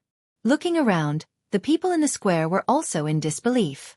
One after another, they cast shocked eyes. However, Faceless One didn't even hesitate to give a further explanation. He just said, the defection of the two people is the result of the conspiracy of the Dragon City Master Bedivere. Bedivere has the ambition of a wolf, so he tried to use the top-down infiltration to collapse the power of Holy Light religion in Dragon City. Fortunately, the Holy One of Holy City has a keen eye for detail and exposed his plot in advance. Now that the two traitors have defected, we have to bravely pursue the cornered enemy and nail the traitor and the mastermind Bedivere to the stake. Well, in short, it's to launch a war against Dragon City. Launch a war against Dragon City? Peter's heart tightened. The word war was too far away for the priests of Dragon City. Everyone knew that the church in Dragon City might eventually have a war, but everyone felt that at least, they would not be able to see that day. This kind of thing like war, it's better to be early than late. I think now that we're all here, we might as well go. Let's catch them off guard. Who in the world would be caught off guard? However, with so many people, if the command is not properly dispatched, it would just be a motley crew. Therefore, I've prepared a commander for you. With that, Faceless One raised his hand, and suddenly, hundreds of golden figures rose in the square in front of the cathedral. Peter's eyes narrowed as he recognized those golden figures. Bright Archons. Holy Light Religion's specially designed puppet life form for the crusade against heresy. They have no real independent wisdom, but have unparalleled war talent. Bright Archons could establish a spiritual link with dozens of priests through their common belief in Holy Light, and then accurately command each of them, skillfully grasping every detail of the battlefield. They were natural war machines. This kind of puppet life form had huge power in a large-scale war, and was a rare super basic commander. Holy Light Religion has always regarded them as their trump card, and only dispatched them to deal with exceptionally tenacious opponents. But now, unexpectedly, there were more than 100 of them. The scale was no less than the Holy War. Relax your spirit. I have assigned you your respective commander. When the time comes, you just need to follow the order. It's very simple to deal with the heresy. The priests in the square were bewildered. This morning, in a short period of time, there were too many changes that they were overwhelmed. This Faceless One's swift and decisive action was too. Peter, who was the closest to the platform, saw that no one was talking nearby. Thinking about the consequences of the war, he had to summon up his courage to admonish. Mr. Inquisitor, launching the Holy War is a matter of great importance. We need to be cautious. Faceless One said. Are you questioning my sloppiness? I don't dare. It's just that, this is too sudden. As the current administrator of Dragon City Parish, with the authorization of Holy City, I don't need to seek anyone's opinion to launch the Holy War. As for sudden, Faceless One suddenly turned his head. If it's not sudden, do you think I'll let you spies leak the news in advance? Boom. Facing that pale face, Peter felt that all the secrets in his heart could not be hidden. Yes, he was indeed a spy placed in the church by Dragon City. Dragon City and Holy Light Religion have been dealing with each other for decades, so their mutual penetration has long reached a very high level. Moreover, as a confidant of the Archbishop, he was not the highest-ranking one. The two forces haven't had a big friction for decades, and the credit of these spies as mediators was very great. They didn't need to come forward to make any big move. They just needed to add a little bit of force in the daily operation, which could make things change a lot. Therefore, their existence was also very hidden. For example, even the Archbishop didn't see that he actually had a connection with Dragon City. However, now, his identity was actually seen through by a foreign inquisitor. Boundless fear fell from the sky and enveloped his mind. In short, since we're going to start the war, let's clean up the traitors first. Faceless One waved his hand. Suddenly, Peter felt his head heat up, as if he heard a crisp crackling sound, and then he didn't know what happened. At the same time on the square, hundreds of blood flowers bloomed above the heads.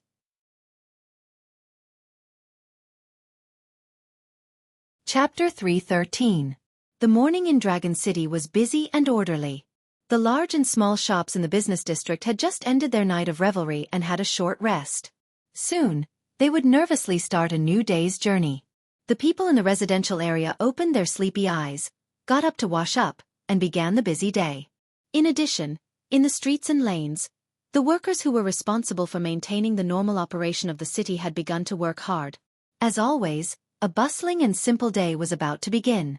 However, when everyone was still in high spirits and still sleepy, the sky suddenly flashed, and a dazzling golden light fell from the sky, straight into the ground.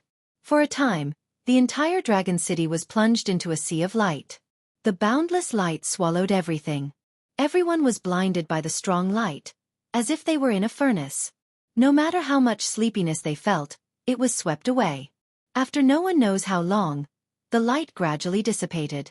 People opened their eyes that were in pain and tears. In the haze, they vaguely saw that there seemed to be a sword piercing down from the sky. It was a platinum sword that ran through the sky. In their amazement, some knowledgeable people recognized that sword. Gradually, they opened their mouths and incredulously spat out 2 words. Divine Judgment. The platinum sword was the symbol of the holy war launched by Holy Light religion. More than 100 middle order and 10 high order priests prayed together to summon the will of Holy Light to punish. One sword strike was enough to destroy a city in an instant. However, the power of that sword strike just now was not weakened. It was just highly compressed in a narrow area, located in the range of a fortress in the Dragon City military camp area. The meaning of the Holy War Sword of Holy Light religion was inserted in the Dragon City military camp area could not be any more obvious. The war that everyone predicted would happen had finally begun. In front of the cathedral, thousands of priests formed a huge array, chanting the hymn of Holy Light together. The power of Holy Light thus stimulated was highly synchronized, forming a common force, which triggered an earth-shattering great divine technique. An hour ago, they were still preparing for the once-in-10 days gathering. An hour later, a war that would change the strategic situation in Bretonia was started by their own hands. In just 1 hour, it felt like a lifetime had passed. Not everyone liked war, just like most people didn't believe in the betrayal of the Archbishop and the Holy Woman. However, under the circumstances, it didn't matter whether they believed it or not. This newly appointed head judge had won over everyone present with more than 100 bloody heads. Nowadays, there weren't too many secrets in the church. After several decades of peaceful coexistence, many people were already used to it. Quite a few people had some idea of who in the church was colluding with Dragon City, which was why they were even more shocked. The new chief inquisitor had actually accurately pulled out every single nail. How was this a newly appointed official? It was more like a veteran who knew the ins and outs of the situation had suddenly rebelled. Other than the bloody suppression, the chief judge also showed kindness and authority. He also revealed a trump card that boosted the morale of the crowd. Since it's a holy war, I have countless benefits waiting for you. For those with outstanding military exploits, I will personally open the door to the Holy Land for you. If there were any casualties, they would receive 3 times the compensation. At the same time in this battle, I will always be at the forefront. With both kindness and might, they really have no reason not to fight. Not to mention, if they could really take this opportunity to uproot Dragon City guards and make Holy Light religion the dominant force, it would not be a bad thing. No matter how many resources Dragon City had, they were still limited. It was better for one city to monopolize them than for 2 cities to share them. In a trance, the priests gradually began to accept reality. If war was unavoidable, then they would fight. Boom! The sword of Holy Light that descended from the vault of heaven destroyed the outermost core fortress of the Dragon City guards with a single blow. Hundreds of Dragon City guards stationed inside the fortress were silently annihilated. Fortunately, Dragon City guards had a strict work and rest schedule. When the sword of Holy Light fell, it was the morning exercise time for the fortress guards. Most of the Dragon City guards, especially the few with the highest rank, came out from the fortress. Otherwise, the loss would be several times more. Even so, in the face of the blow that fell from the sky, Dragon City guards were still somewhat in a trance. What was going on? Was Holy Light religion ready to launch a war in Dragon City? Then what should they do? After decades of peaceful coexistence with Holy Light religion, people's sense of crisis only stayed on the surface. The sudden outbreak of war completely caught Dragon City guards off guard. Although these soldiers who had received strict training still reacted in the first instance, sounded the alarm, assembled the team, and prepared for the fight. However, most of the faces of Dragon City guards were at a loss. Did the war come just like that? Why? How could this be? At the same time, in a gloomy fortress isolated from the rest of the world in the barracks area, Bedivere slowly stood up in his study room. Through the glass window of the study room, the chaos outside could be seen in a panoramic view. At the same time, the sword of holy light that ran through the sky was particularly dazzling. Humph, it's finally here. If there was anyone in Dragon City who was not surprised by this sudden war, it was Bedivere. Or rather, he had been looking forward to this scene for a long time. For this reason, he had been preparing for a long time. That sword of holy light was actually aimed at him. Its power was strong enough to seriously injure or even kill him when he was unprepared. However, there was a dragon vein spell in the barracks area. When attacked, it could forcibly summon a fortress as a stand-in to withstand the blow for the city master. This caused Holy Light religion's preemptive strike to lose its aim. However, the sword of holy light did not disappear after that blow. The chorus of thousands of priests provided an endless stream of energy to maintain its shape. And in the horrified eyes of countless people, the sword of holy light slowly but powerfully rose from the ground and rose back into the air. The tip of the sword slightly turned as it began to prepare for the next strike. In the barracks area, some Dragon City guards began to spontaneously counterattack. Arrows that were powerful enough to penetrate the city wall, flaming fireballs that could melt metal and stone, and curses that used blood as a medium. Dragon City guards from all over the continent each showed their magical ability, trying to dispel the sword of holy light in the air. Because everyone knew that the next time the sword of holy light fell, it would bring several times, even dozens of times more casualties. However, the unorganized resistance was doomed to be futile. The sword of holy light that symbolized the will of holy light was like a steep inverted mountain. Under the intensive attack, it was firm and unshakable. Its level of existence was completely beyond the motley crew of Dragon City guards. Even if the resistance of Dragon City guards was 10 times more intense, it would still be indifferent. However, at this time, Bedivere made his move. He walked out of the fortress and transformed into a dark cloud-like dragon. His thunderous roar echoed over Dragon City. Dragon City guards, the war has begun. With just this declaration of war, thousands of Dragon City guards felt as if there was a stabilizing force in their hearts. Their confusion and fear vanished and were replaced by firm fighting intent. The morale change happened in an instant, because they were no longer a group of dragons without a leader. The leader of Dragon City guards had bravely stepped forward. Bedivere's incarnation of dragon soared straight into the sky. His huge dragon body and the inverted sword of holy light were actually equal. However, the dragon's flexibility and strength were undoubtedly far superior. Seeing Bedivere rose into the sky, the sword seemed to want to turn around and attack. However, just as the sword blade turned, the huge dragon body bypassed the sword blade and crashed into the sword. The highly condensed product of holy light fell apart at this moment. The holy light that Dragon City guards were helpless against was smashed into pieces. To deal with a high-level opponent, the only way was to bring out an equally high-level weapon. Bedivere's full power was close to the legendary level, which immediately broke the unprepared holy judgment. However, before the Dragon City guards had the time to cheer, another change occurred.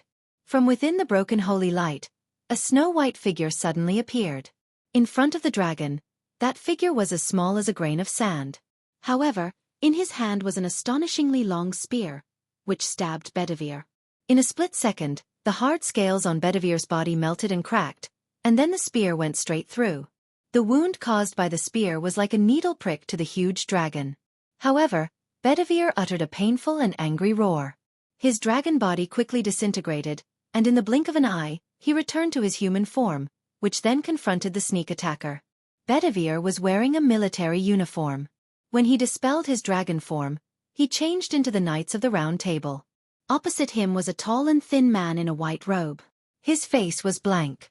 "Oh, the Dragon Slayer spear that was specially made for you is really effective. Faceless One faintly smiled and then casually threw down the priceless spear. The role of the spear was to seal the dragon blood in Bedivir's body, so that he could not turn into a dragon. Now that the purpose has been achieved, the spear was meaningless. But, I thought I could still take away half of your life. You're really tenacious, and your strength is actually a lot stronger than what the data showed. Bedivere frowned.